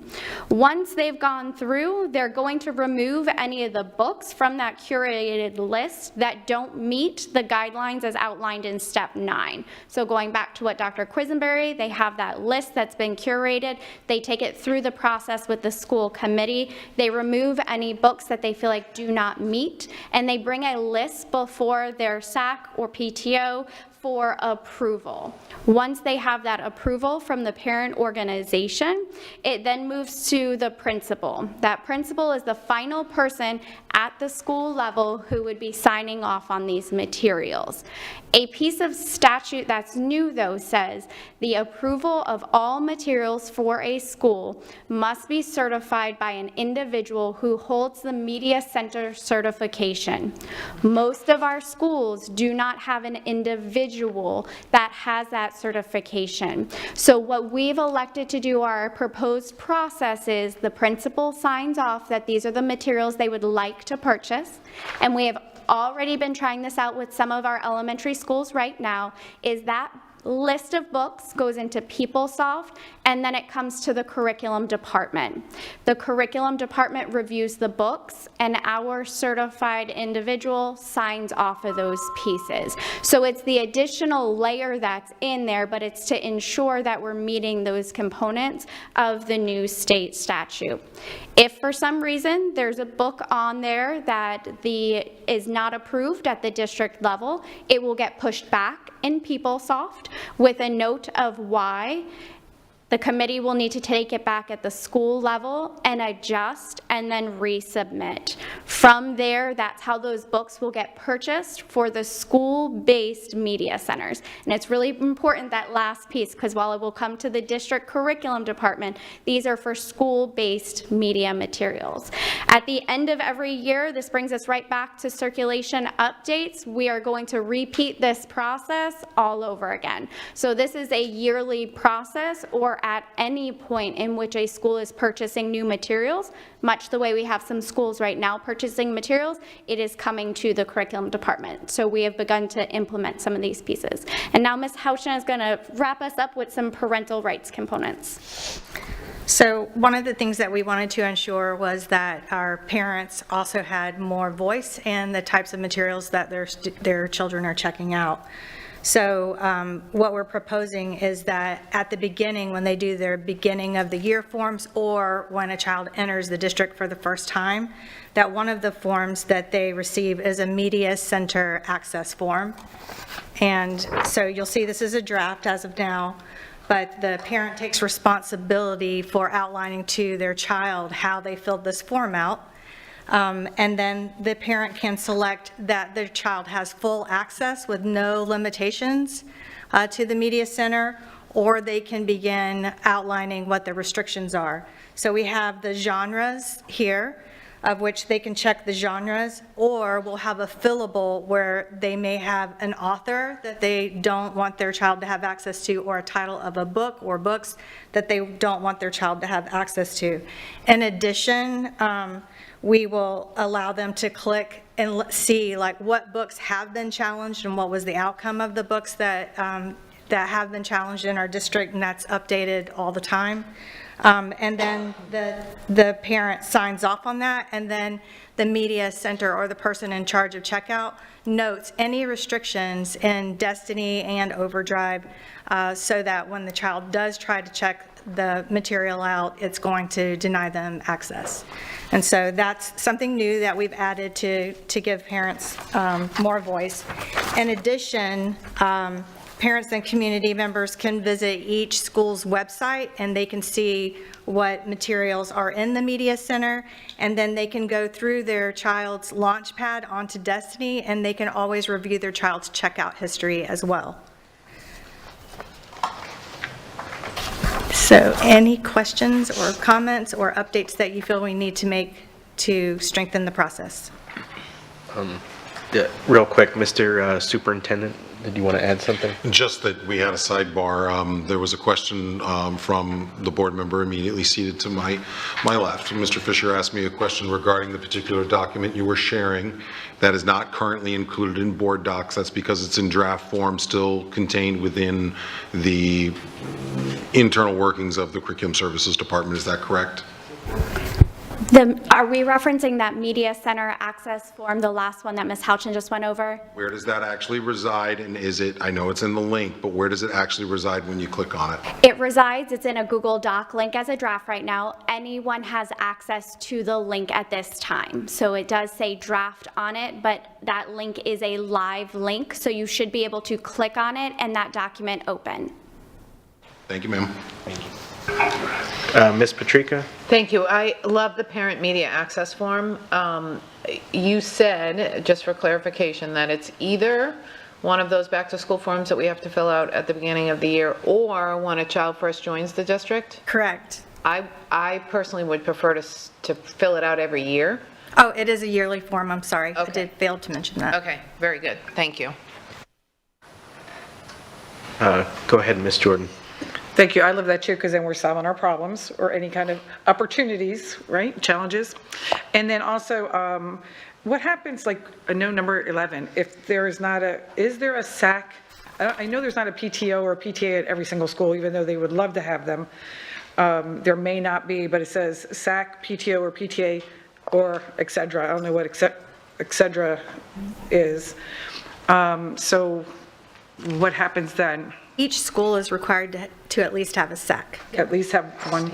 Correct. Okay. So, I mean, we could just say through the SAC if you would prefer, so that it would be consistent. We would just ask for your guidance on that. I just wanted to get clarification, because I know that every school does not, even though they wish they would have one, you know, PTO or PTA, they don't have the opportunity to have that. I mean, they have the opportunity, but they don't have the people. So I don't know, Ms. DePree-Bruno, if that's an issue or not really, right? The statute doesn't say it has to be SAC. Statute says it has to have parent involvement, community in any shape. Yes. Okay. Thank you.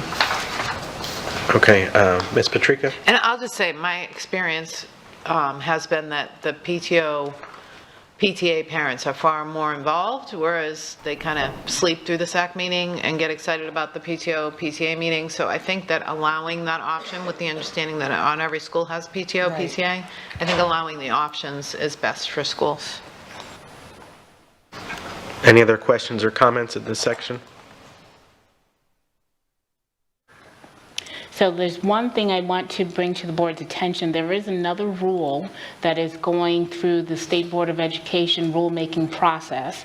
It's a proposed rule 6A.7-0715, which discusses certifications and plans for instructional materials and library media.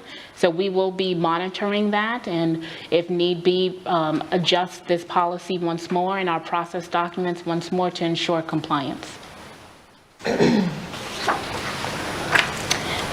Any other questions? Yes, Mr. Persons? I'm sorry. Sorry, go ahead, Mr. Burke. On the parent that's on the committee, who actually chooses that? Well, we know where they come from, but who actually will choose the representative? I'm going to defer that to the team. In our mind, when we added that in there, it would be a volunteer, similar to at that first SAC meeting where they look for a volunteer to be the DAC representative for the school, that they would have somebody on the SAC, PTO, PTA, that would like to be the parent volunteer. So it would land with the principal. Thank you.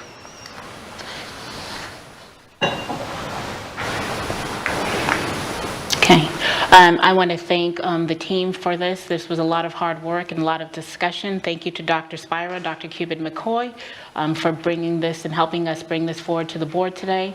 It was unusual for us to bring processes, but we thought it was very important for the board to not only see the policy, but also see how that policy would be implemented in the district to ensure compliance with all laws. At this time, I would ask Mr. Chairman if the board would like for this policy to move forward to second reading. Okay, if we as a board want to move this forward to a second review of policy 2.18, let's have a show of hands. We so do. Thank you, Mr. Chairman. Thank you, team. The next policy we have is school safety and security, and it's really a cluster of 3 policies. School safety and security policy 2.11. Monitoring safety and security of district facilities is not really a change, but it just references 2.11 and 2.16, as well as changes to the threat assessment team board policy 2.16.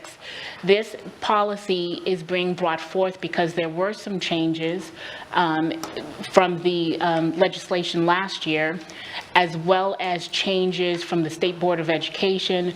We felt that we could no longer wait to bring these policies to the boards for consideration, even though we were going through the Neola conversion.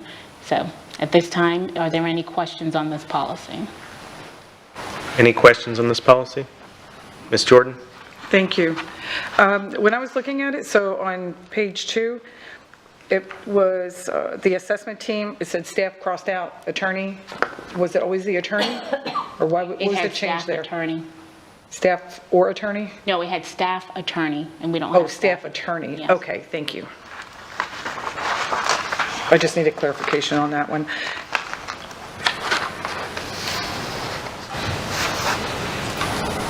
Any further questions or comments? And I apologize, Ms. Jordan, what line was that, just for clarification? We are taking notes for any of those questions. It was 90. Thank you. On page 2. And she's on board policy 2.11. No, 2.16. I'm sorry, 2.16. I thought you said, I'm on the wrong one. That's okay, because we could do the 3 together, because they really do go hand in hand, 2.11, 2.16, and the other one is very minor, it's just changing related policies at the top. Thank you. Any other questions about 2.11 or 2.16 or 2.14? Mr. Persons? I believe it's F that says they will be, safe places can be marked or will be marked. Say which policy and which line? Oh, I'm sorry. The page 1 that we were just looking at. On 216 or 211? 211, sorry. Wait, no, the previous one. see here.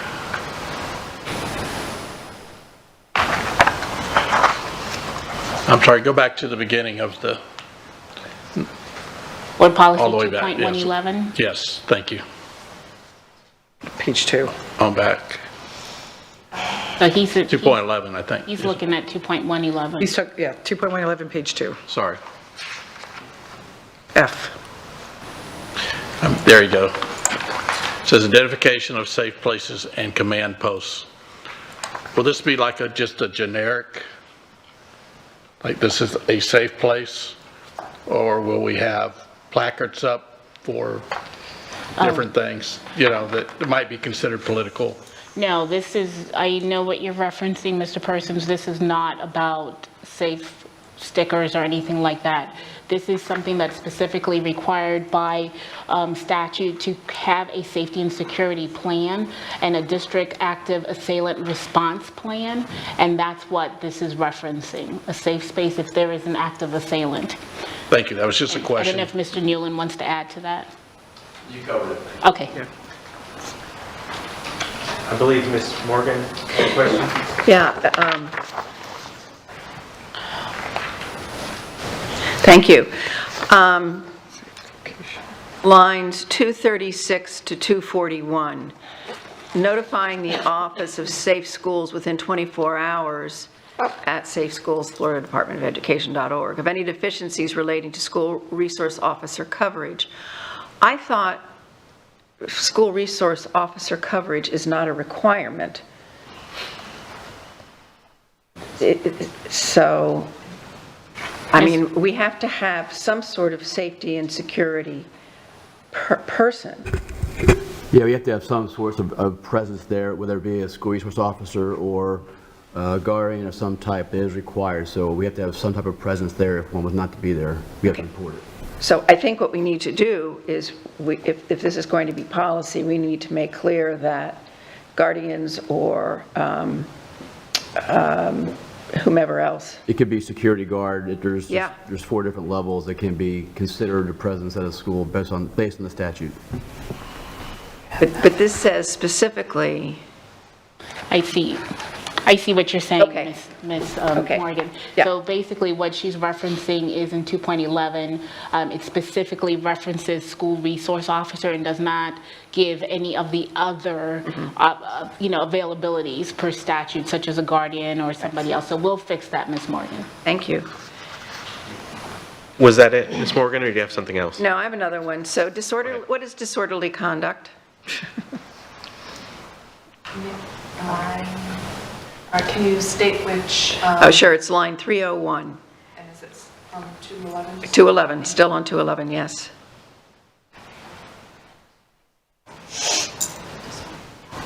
So she's referencing appropriate and effective school discipline policies that prohibit disorderly conduct. That's what she's referencing.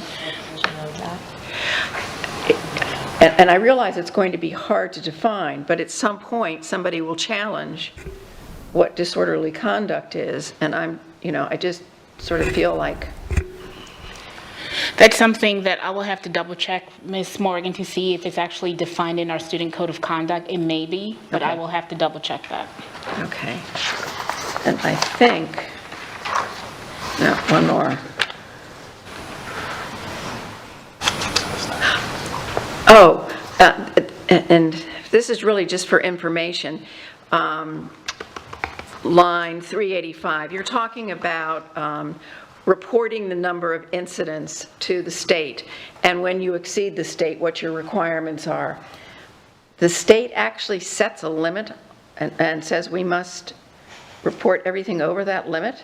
It's in statute, or is it Department of Education, or? 385, let me look at it, Ms. Yeah.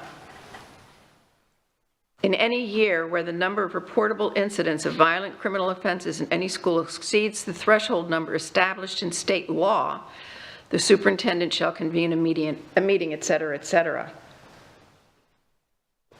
Have we always had a threshold number? I think so. So that is referencing. So this is, so Ms. Morgan, I just want to make sure I'm looking at the right section. Are you looking at the paragraph that starts at line 381? Yes.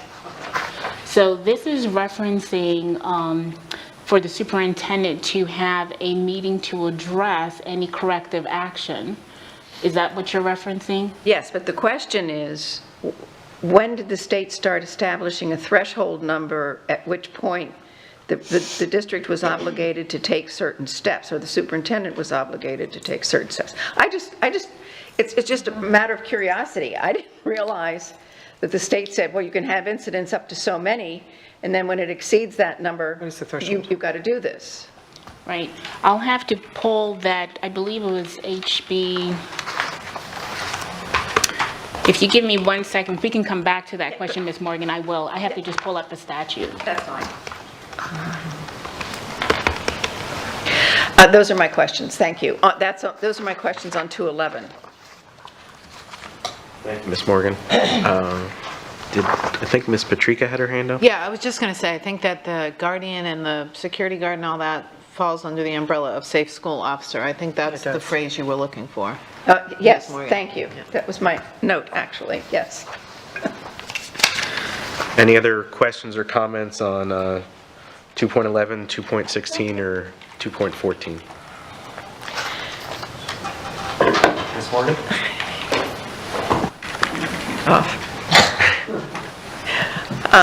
I guess there's some redundancy in this between what was the original policy and the new or amendments to the policy based on Neola. And I just found it confusing. And I guess what I can do is just send you my notes rather than go through this in the meeting. But there is definitely duplication between what was originally in policy and then dropping in the Neola. And so I think that needs to be cleaned up. I'll get that to you separately. And that's my only comment on 216. And I have no comments on 214. Thank you, Ms. Morgan. Ms. Giovanelli? One of the questions I had was regarding the threat assessment team. Like, I didn't see in here how often they meet and that their process, actually. Is that something that we're going to have, like, because I know we've had some incidents where the threat assessment team really weren't aware of a situation, and yet there was a situation that, was that there was no threat assessment done. So that's my concern, is how are we being proactive, and how often are they meeting, and, because I think once they can determine there might be, that there's a threat, and threat being, a child situation, but how are they monitoring that? How are they making sure that that student is receiving resources after they assess the situation, I guess? Does that make sense?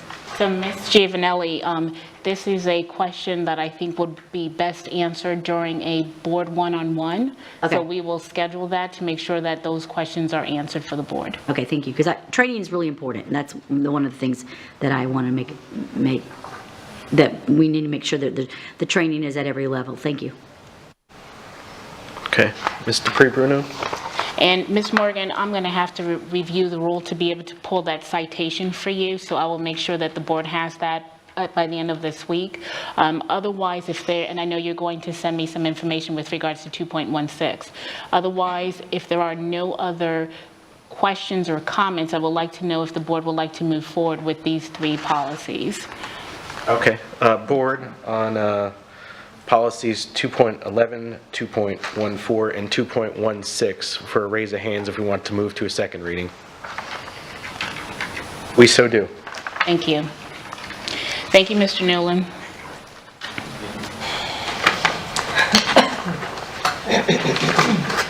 The next policy that we are going to review is student records, Board Policy 4.19. Are there any questions on that policy? Any questions or comments on 4.19?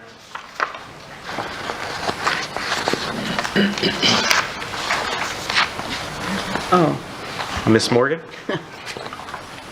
Again, I hadn't turned it off. I hope you all don't hear me muttering down here.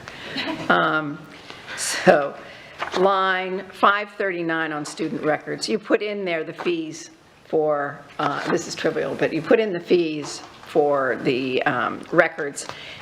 And I think that that shouldn't be in policy, it should be in somewhere else, just because if you change the fees, then it has to come before the board as a policy change. So you don't, it's page 13, line 539. Thank you, Ms. Morgan. We'll bring that back to the team so that we can discuss that. Per process. Are there questions or comments on 4.19? Just give us a minute, please, to go through this.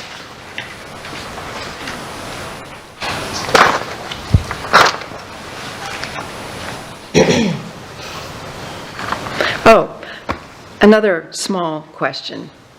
Line, so page 21, line, let's say 899. You're talking about the directory, what information can be included in the directory. And then line, I think it's 901, it says, designation of directory information shall occur at a regularly scheduled board meeting. I don't,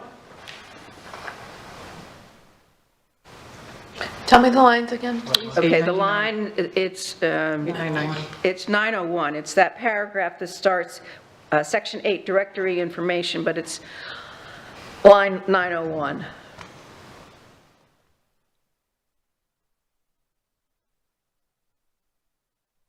Oh, yeah.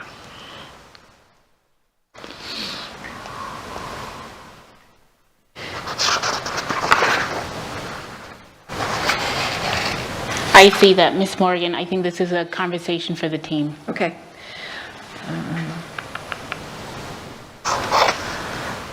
Oh, another question.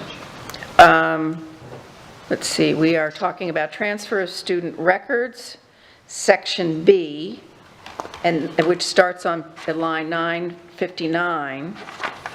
And then there's another line 981 to 983, which references the same process but describes it differently. So line 981 says within receipt of a written request from the principal of the receiving school, and up on line 959 just says receipt of the, no, let's see. Yeah, request from the new school or district. So, to me, that's important. Who's authorized to request the records? And it should be consistent between the two unless I'm missing something.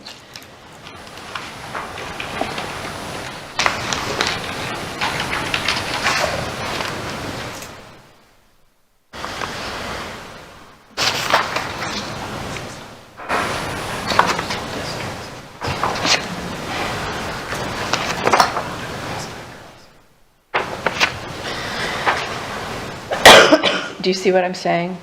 What was the second line number? The second, 981, yeah. It's the same thing. It's the same thing, but it has a different requirement in it, yeah. And what Ms. Scott was stating was, and I have to go back to see if it differentiates it because I'm still reading through it, but there's different areas where when schools request records, they have different requirements than when parents request records, and it would change who is making the request in that process. However, I'm just letting you know I'm still reading through that to make sure that that is the where it's differentiated. Well, it should be clear so that people understand who are in administrative positions. We'll make a note of that to make sure that if there's any, that we can clean up any language to make sure it's clear. Okay, and a question about line 944. The district may disclose directory information on former students without student or parental consent. To anybody? About anything? If the parent had already signed off on the directory and said that the student's information is part of the directory, yes. I mean, because that's part of directory information that the parents, there's a notice that goes out in the beginning of the year that talks about the directory information. I understand, but this is former students. Correct. We often get requests for individuals that are 40, 45 years old asking us information about their school records for college or career pieces. No, and I understand that, but this says without student or parental consent. So if a student's asking for their record, essentially they're consenting. And I will directly ask Neola in regards to where that specifically comes from. Okay, thank you. 44.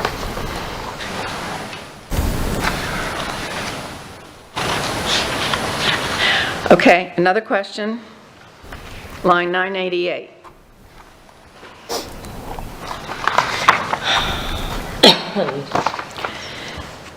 Progress reports to parents, report cards, may not be withheld for failure to pay any fine, fee, or an assessment for lost or damaged books. Now, that's under transferring records, so you can't prevent the transfer of records if there's a fee that has not been paid.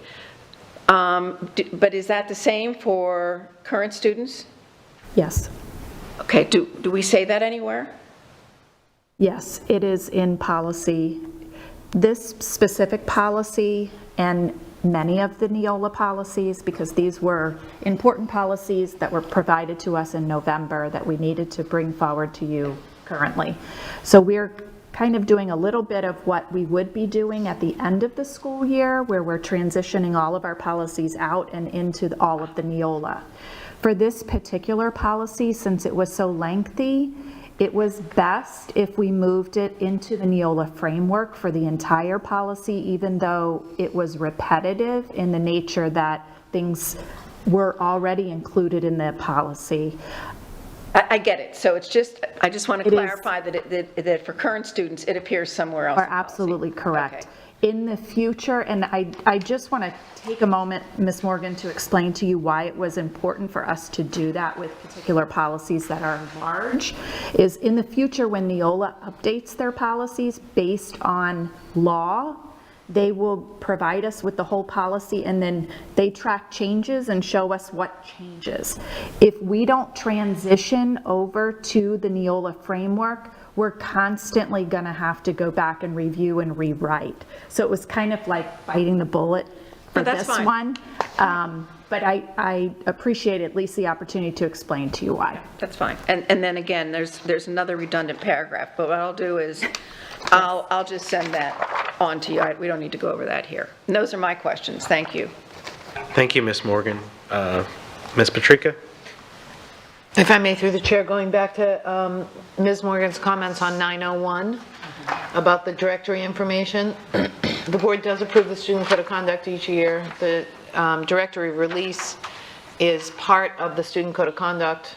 However, there's not a link to it. So maybe we solve that problem by looking at page 16 of the current code of conduct, and where it says directory release of information, we make that a link. Just an idea. And I will write that down for feedback that we will be requesting for the code of conduct soon. Okay. Anyone else on 4.19? It's okay.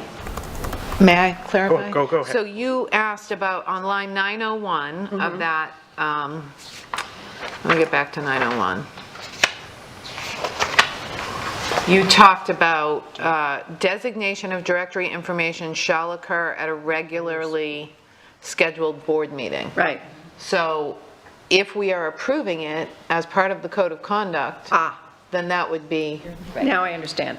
Thank you. Okay, thank you, everyone. Attorney Dupree Bruno?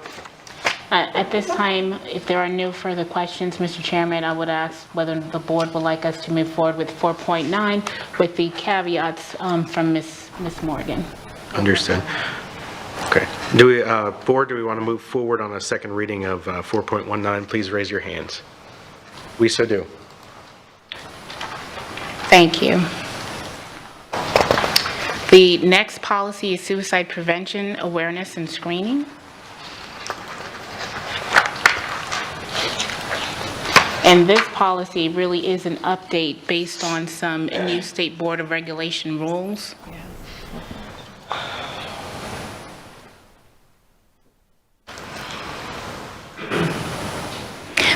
relates to the use of suicide risk assessments, including the qualification of individuals permitted to administer such assessments, parental notification requirements, and additional revisions regarding youth suicide awareness and prevention training, as well as some definitions.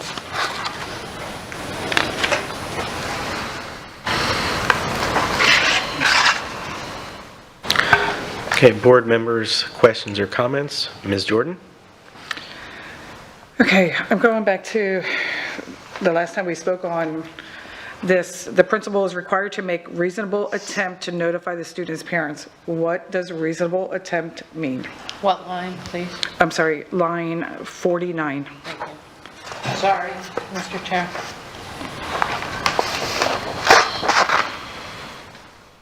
I believe when we had this discussion last time in terms of reasonable, which was in February of 2022 when this policy came forward, Ms. Brooks joined us, and there is a process document that discusses that a little bit further, Ms. Jordan. So we can, during a board one-on-one, go through that process document with Ms. Brooks, but it's going to be the same standard that was established before.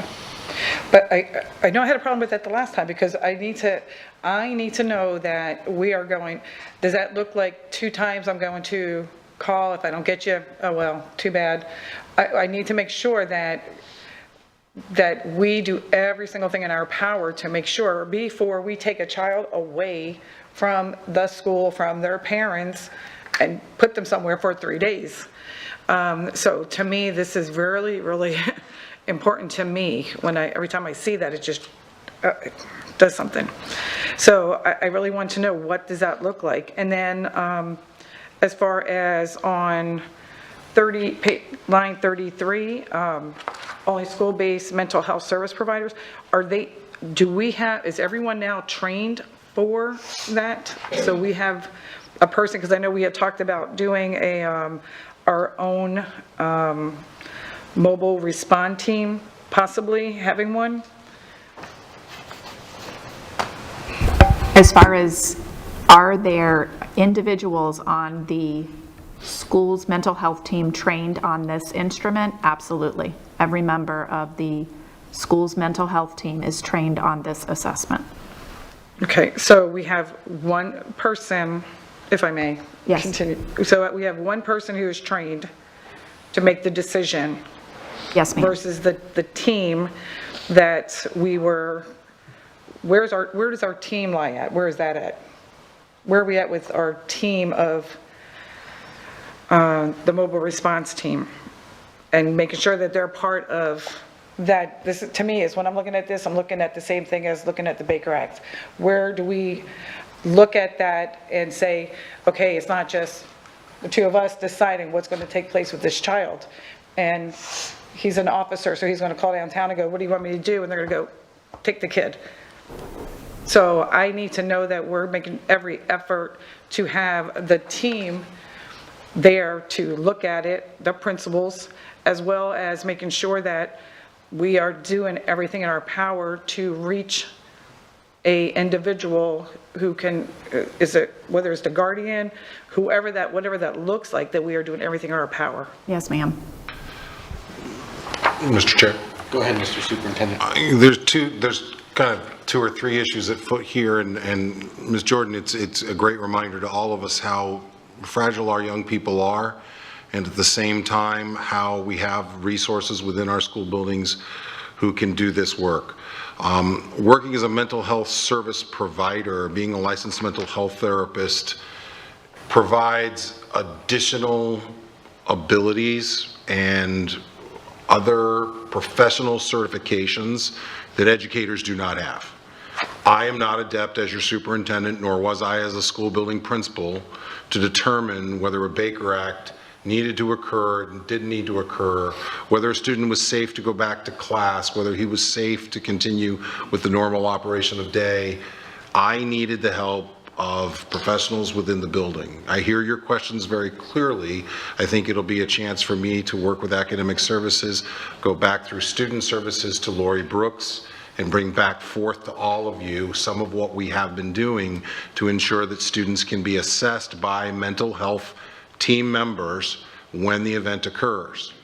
As to a law enforcement individual who makes the decision to bake or act a child, at that point, your school system loses control of that situation.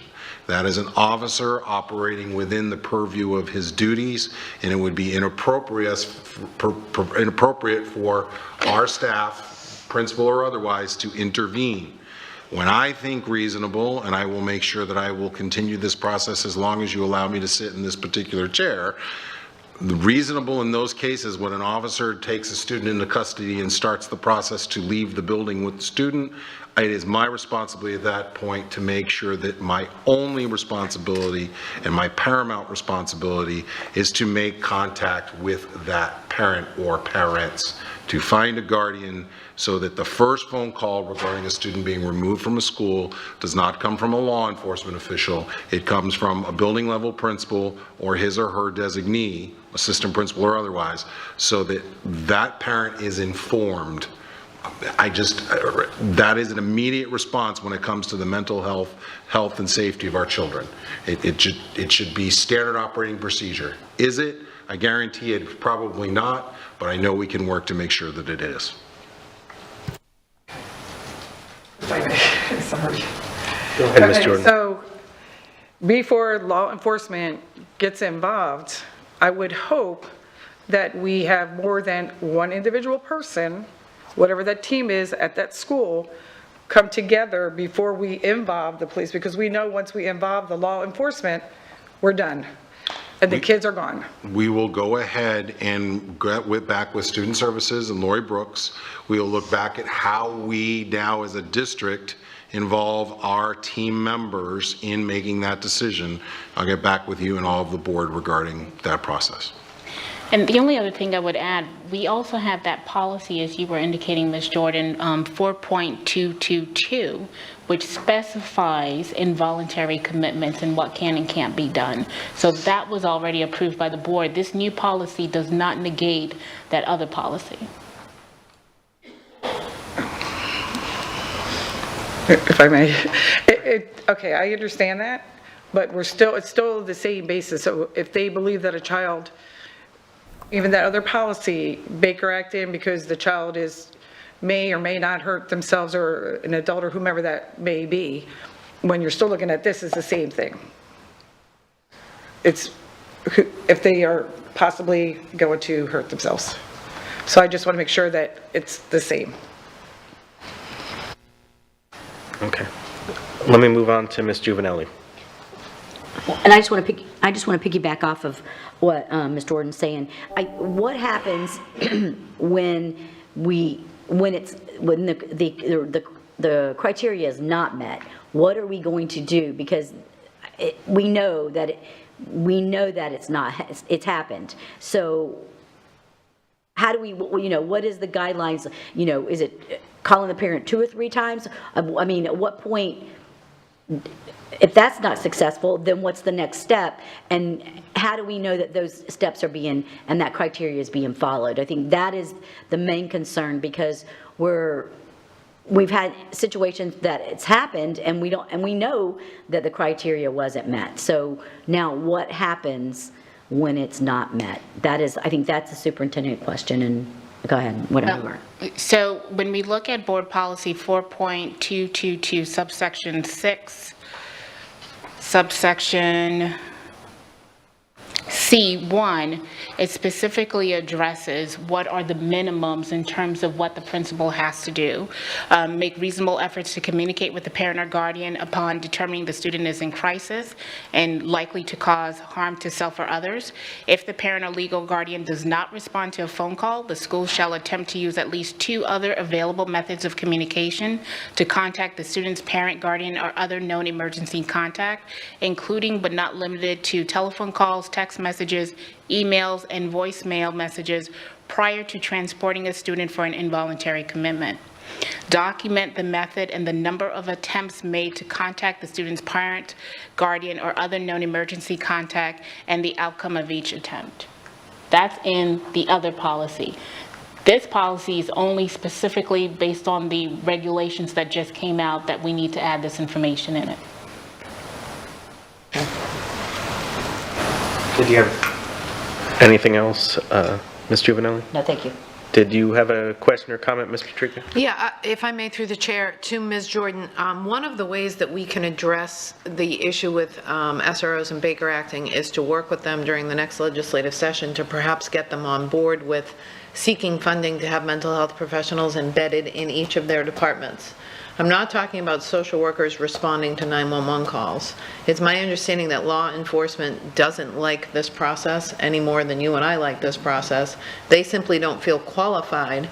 So if they have mental health professionals embedded there who could go through this assessment, then it would take the pressure off police officers and put the determination in the hands of the professionals who should be making the determination. So I see this as an opportunity to partner with area law enforcement agencies and perhaps agencies across the state to seek change in how these determinations are made in law enforcement agencies. That's all I have. Thank you. And if I may add as well, in the Florida Administrative Code 6A-1.0018, it specifically says, and I believe it's subsection 7D, that district school safety specialists must ensure that each safe school officer in the district that is a sworn law enforcement officer has completed mental health crisis intervention training through a curriculum developed by a national organization with expertise in mental health crisis intervention. And the training must meet the requirements set forth in a particular statute. So that's also in the code. Thank you. Do we have any other questions or comments on 4.221? I just wanted to also show under 4.222, it does have the definition, because I know one of your previous questions for the new changes that we're making, and Ms. Dupuy-Bruno had brought it back to 4.222. I did pull, or Ms. Scott pulled up 4.222 where it does define the definition of reasonable attempt and further defines it as in the different breakdowns. So I know it was stated there was a process doc, but I just wanted to give you the information. So if you wanted to be able to look at that in conjunction, because again, it is read, I don't want to say we're together, but it's still a policy that we have. The one thing that Ms. Scott and Ms. Dupuy-Bruno and I will be doing is making sure, though, we take these notes for our conversion when we go to the final conversion to make sure that the things that we've already requested and thoroughly put into these policies, especially for the mental health, suicide, awareness, and these style policies, to make sure that they are in, that we put those important aspects into the Neola if it's missing. Ms. Jordan? Thank you, and I appreciate that, but I just want to make it clear what is, to me, is reasonable and what to you is reasonable, maybe two different things. So I like how, on the other one, it is more stated versus just the general. Yes. Yes, thank you. What we could do, team, what we could do is just reference 4.222 in that policy. Yes. Ms. Dupuy-Bruno? At this time, Mr. Chairman, we would like to know if the board would like us to move forward with board policy 4.221 as revised. Okay, board, show of hands if we want to move forward to a second reading on policy 4.221. We so do. Thank you. And the final policy that we're bringing forward to the board for consideration is Board Policy 4.28, Homeless Student Policy. Again, this is a conversion to Neola. This policy was updated also by certain Florida Department of Education requirements in terms of information that they wanted. So that's why this was updated by Neola, but again, we're adopting Neola's policy. Are there any questions on this particular policy? Okay. Ms. Morgan?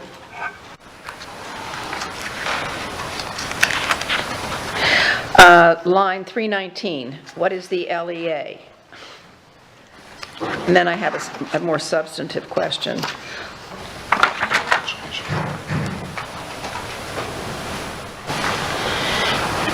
Lead Educational Authority, I believe it is. That is the organization that is being held responsible for this particular program. This is referencing preschool programs that's administered.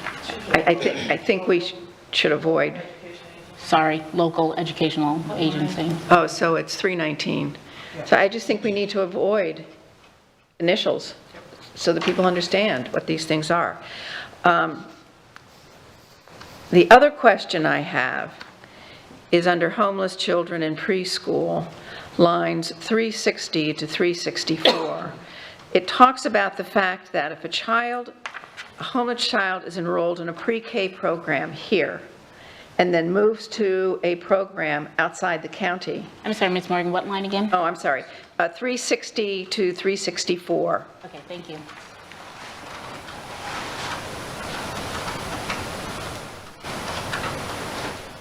So it's essentially saying that if we have a homeless child enrolled in a pre-K program here and they move to another district and that district doesn't have a pre-K program, we are obligated to transport that student from that district back to our pre-K program.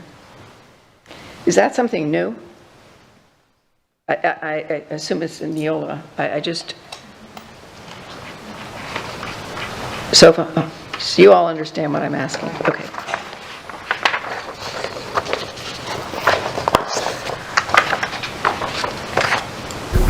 In the board update this week, we'll outline in McKinney-Vento where that is. Okay, thank you. Mr. Chair, to weigh in, this is a McKinney-Vento issue. We would be responsible for, and I will defer, the district where the student resides now would be responsible for driving that student to the closest cross street that enters our district. We would then meet the student at that location with our bus transportation. The student would get off that transportation and then get on ours. It's not unusual in the case of homeless children who leave the district. They have a right under McKinney-Vento to hold on to their what the law sees as their home environment. It is sometimes unusual for parents to go to this extreme, but I've seen it exacerbated in other counties where a southern county delivers to a middle county. The middle county then picks up, drives them all the way across the middle county to deliver them to the county just to their north. There are instances where this occurs. They are rare, but this is in compliance with the McKinney-Vento law. But thank you to staff for providing some additional reading material for the board members regarding McKinney-Vento. Okay, thank you.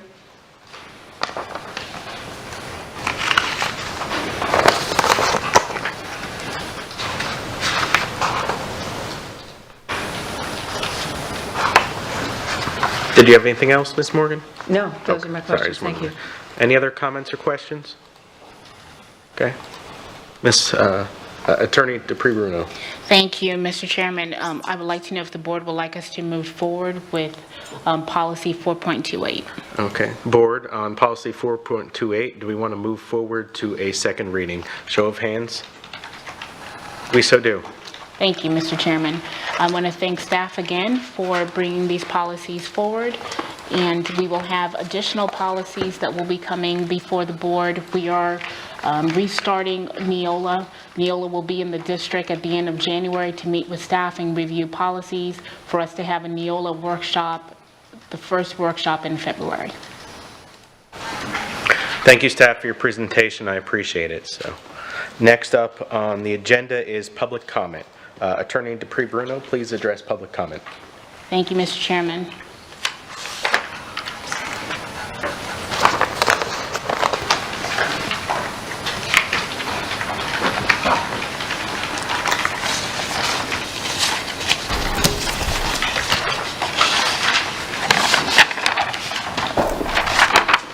School board policy provides the opportunity at this point in the meeting to address the board concerning any matter on this meeting's agenda. If you completed a public comment card, please ensure that it is provided to staff. The public comment will be held in the podium at the center aisle and in the front. Please be advised that the board will not respond during public comment to remarks made by speakers. Speakers who fail to follow proper decorum in the chambers will be ruled out of order.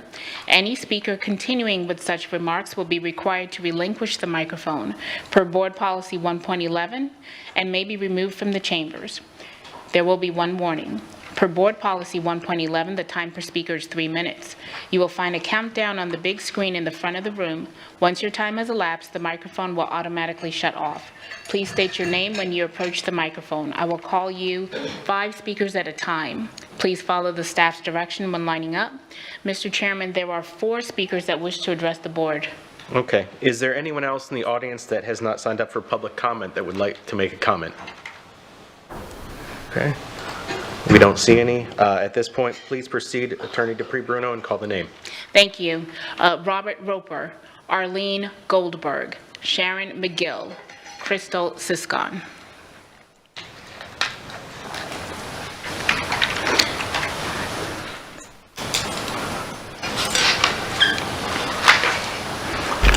Are you going to put the timer up? Okay.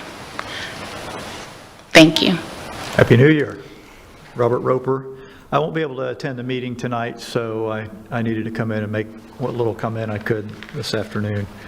I provided most of my input on policies in writing to you, and I have some more to do.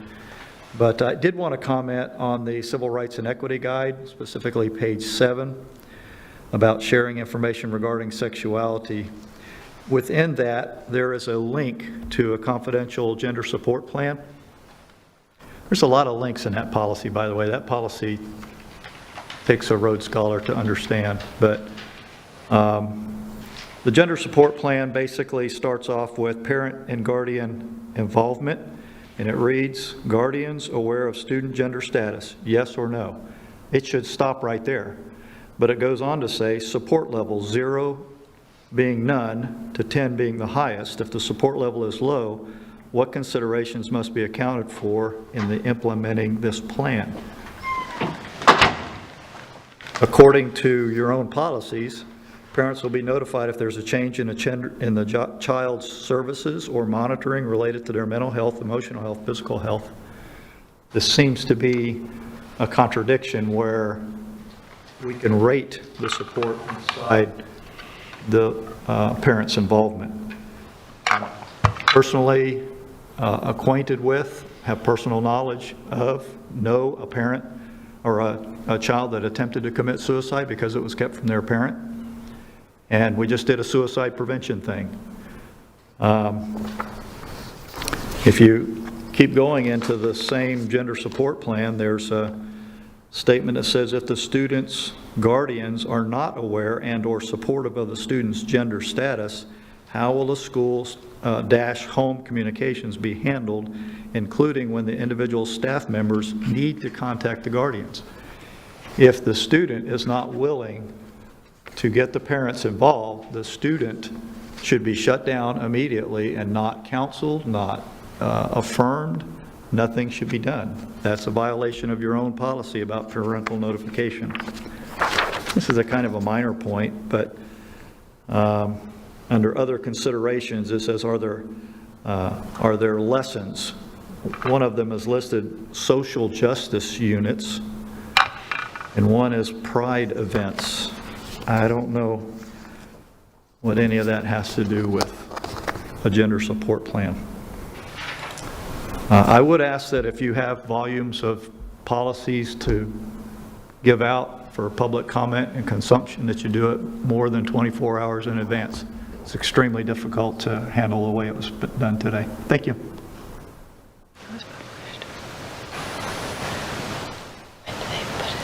Yeah, they put it out with the original agenda. Good afternoon, Sharon McGill. And everything I have is regarding policy, so I'll try to do a bullet point very quickly. On the homeless students, I just took a little bit of exception to the wording in line 368 through 374 about how it characterized the homeless and reaching out to them and where you would reach out to them, and to be a little more cognizant of their feelings and their situations. The policy 2.36, designation of bathrooms. The only thing I would say on this is that at the end, there should be a cross-reference to where parents can find those forms for the gender identity programs if they wanted to participate in that, because all it says is by following the appropriate process. So what's the process? So just to cross-reference that.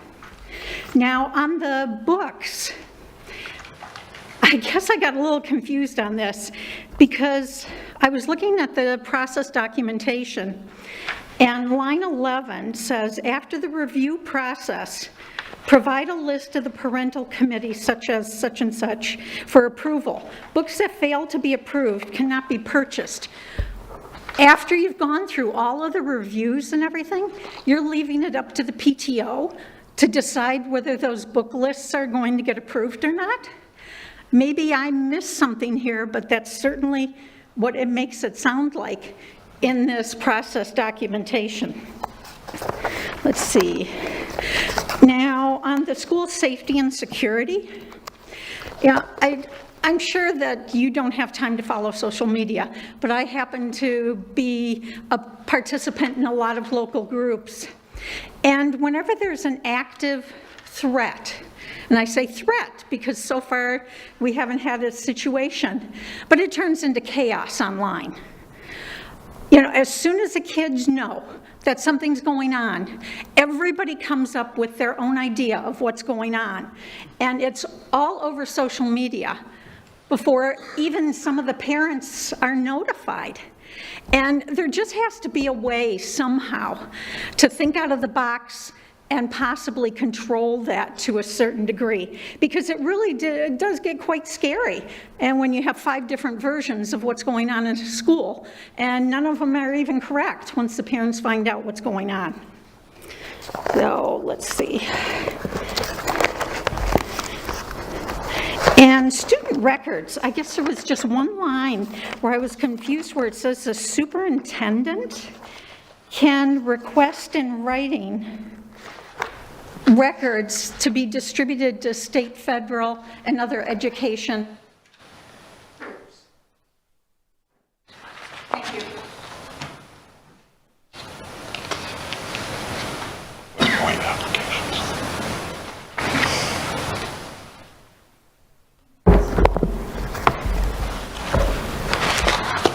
Hello, board. My name is Crystal Siscon. I wanted to talk to you about the policies that you'll be voting on while you're working on writing them. I just wanted to give you a little input. I feel that equality and human rights are really the ideals of America. All people are created equal. There are absolutely no distinction of superior or inferior among human beings. Differences of position in an organization are temporary and provisional. People who ignore this in their behavior cannot really be called civilized. True leadership is fostering youth, and all of you have been called to do that, so thank you for being here today.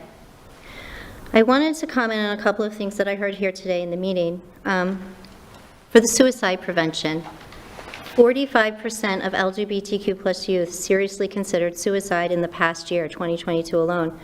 1 in 5 transgender and non-binary humans attempted suicide, and incidences of violence are much higher rates for people of color than their white peers. I think that it's also important that you understand that this gender non-discrimination form, only children of privilege are signing this form. Children who can't tell their parents, children who have violence at home, children who are in fear for their life do not sign that form. And I think that's something that we need to keep in mind. What are safe spaces? We were talking about safe spaces in this anti-violence thing, and having stations with military type things or weapons. I think this is something that really needs to be cleared up for the public, because we're very concerned about what is considered disorderly conduct. That seems like something that anyone can interpret. And I want to talk to you a little bit about Adams versus St. John's, that you've based this decision to move forward on these policies on, is in direct conflict with Grimm versus Gloucester, and I don't believe that it will continue. I think that it's important that we recognize that things are still changing, and that what we should do is try to have compassion and respect for the children who are already in school right now, for the policies that are already in place. While we wait for the politicians to figure out what they're doing, we need to make sure that we're looking at what we're doing in the safest possible ways for these children. And it's not blindly jumping into situations and making policies that directly hurt transgender and gender nonconforming children. It's waiting to see what's happened. It's using your power as a leader to use wisdom. These children's lives are at stake. Thank you for your time, and I hope I'll see you again, and I will send you each an email about each of these points to help you have a further education. And I would just like to mention that at Stonewall, people were arrested if Thank you, Ms. Thank you, Ms. Siscon. Mr. Chairman, that concludes public comment. Thank you. Thank you, everyone, for their comments. I appreciate that. I do want to note that our policy drafts did come out more than 24 hours. I can confirm that in advance of this meeting. So let's move on to good of the order and board comment. I will start opposite with Ms. Morgan today. Actually, I do have a good of the order. I brought up several meetings ago when we were talking about the legal department. I did not understand why public records was part of communications and not part of the legal department. And the conversation sort of stopped there, and I would basically like to ask my colleagues if they have the same question or whether I'm alone in asking this organizational question.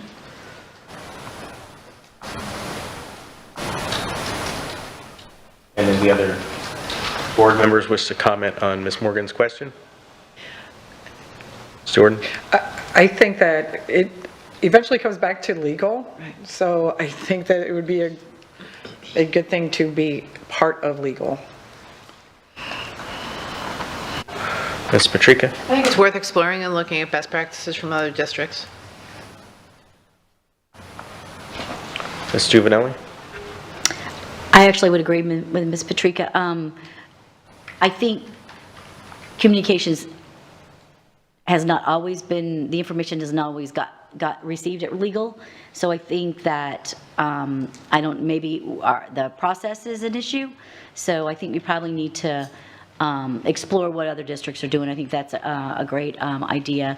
And because we definitely have communication issues, and we've had them this has been ongoing. This just didn't come up yesterday or even a month ago. There's been issues that's ongoing with communications and the process and the costs. It's just been a little, I don't know, I call it the Wild West sometimes with it. So I thank you, Ms. Morgan, for bringing it up. I would be on board looking at what other districts do. Go ahead, Ms. Morgan. That's it. Okay. I have no further comments. Thank you. Ms. Langford Fleming? I have nothing today, thank you. Mr. Persons? Nothing at this time. Ms. Jordan? Franklin Park opened this morning. I was there yesterday, and the families were there and the children were there coming to find out where their class was going to be at, and giving lots of hugs to their teachers. Bless you. So I thought that was great. And I forgot to mention last time, there were some cards on the in the back room here that I laid out. The kids from the different elementary schools had wrote thank you cards to us. It was regarding the backpacks that they had received. So if you hadn't had a chance to look at the cards and the artwork, the artistic flair, please do so. Thank you. Ms. Patrica? No, thank you, Mr. Chair. Ms. Juvenelli? Yes, I want to add to the notification. Apparently, I guess people have signed up they get a notification of the agenda, and they think and I guess they only get it 24 hours in advance. It's something I'm not aware of, so it's something that maybe the superintendent can kind of give us more information. But but the agenda was out over a week ago. We actually had a meeting on last Wednesday, that we discussed the agenda. So it was out then, before that, for the workshop. So I think that the notification only comes out 24 hours, but the actual agenda, you will have to go, I don't think we send out something when it actually comes out. You get it just prior to the actual the day before the actual meeting, I think. So if you get clarification on that, but I think that there's some kind of notification that people have signed up for, and they're not, it's only a 24-hour thing versus the actual agenda that's online on Board Docs that's over a week ago. Thank you. Thank you for that clarification, Ms. Juvenelli. Did you have anything to add to that, Mr. No, just that I'll look into it. I think you have the, not only Board Docs notification, but there's a difference between the agenda being posted and then sometimes what I would refer to as attachment or support material that comes in after the fact. It may not be the agenda item that it was late, but there may be the actual attachment or reference material that could add at a different time. I will certainly look into this and find out whether it is a process of staff or whether it's a process of the Board Docs notification system, and then we'll make sure we make appropriate changes where we can, and I'll get back with you. Thank you, Mr. Superintendent. I have no comment. Mr. Superintendent, do you have any further comment? No, sir. Attorney Dupree Bruno? No, thank you. Okay. Thank you. We'll have our action meeting tonight at 6 o'clock. Seeing no other business to come before this board, this meeting is adjourned at 3:44. Thank you, everyone.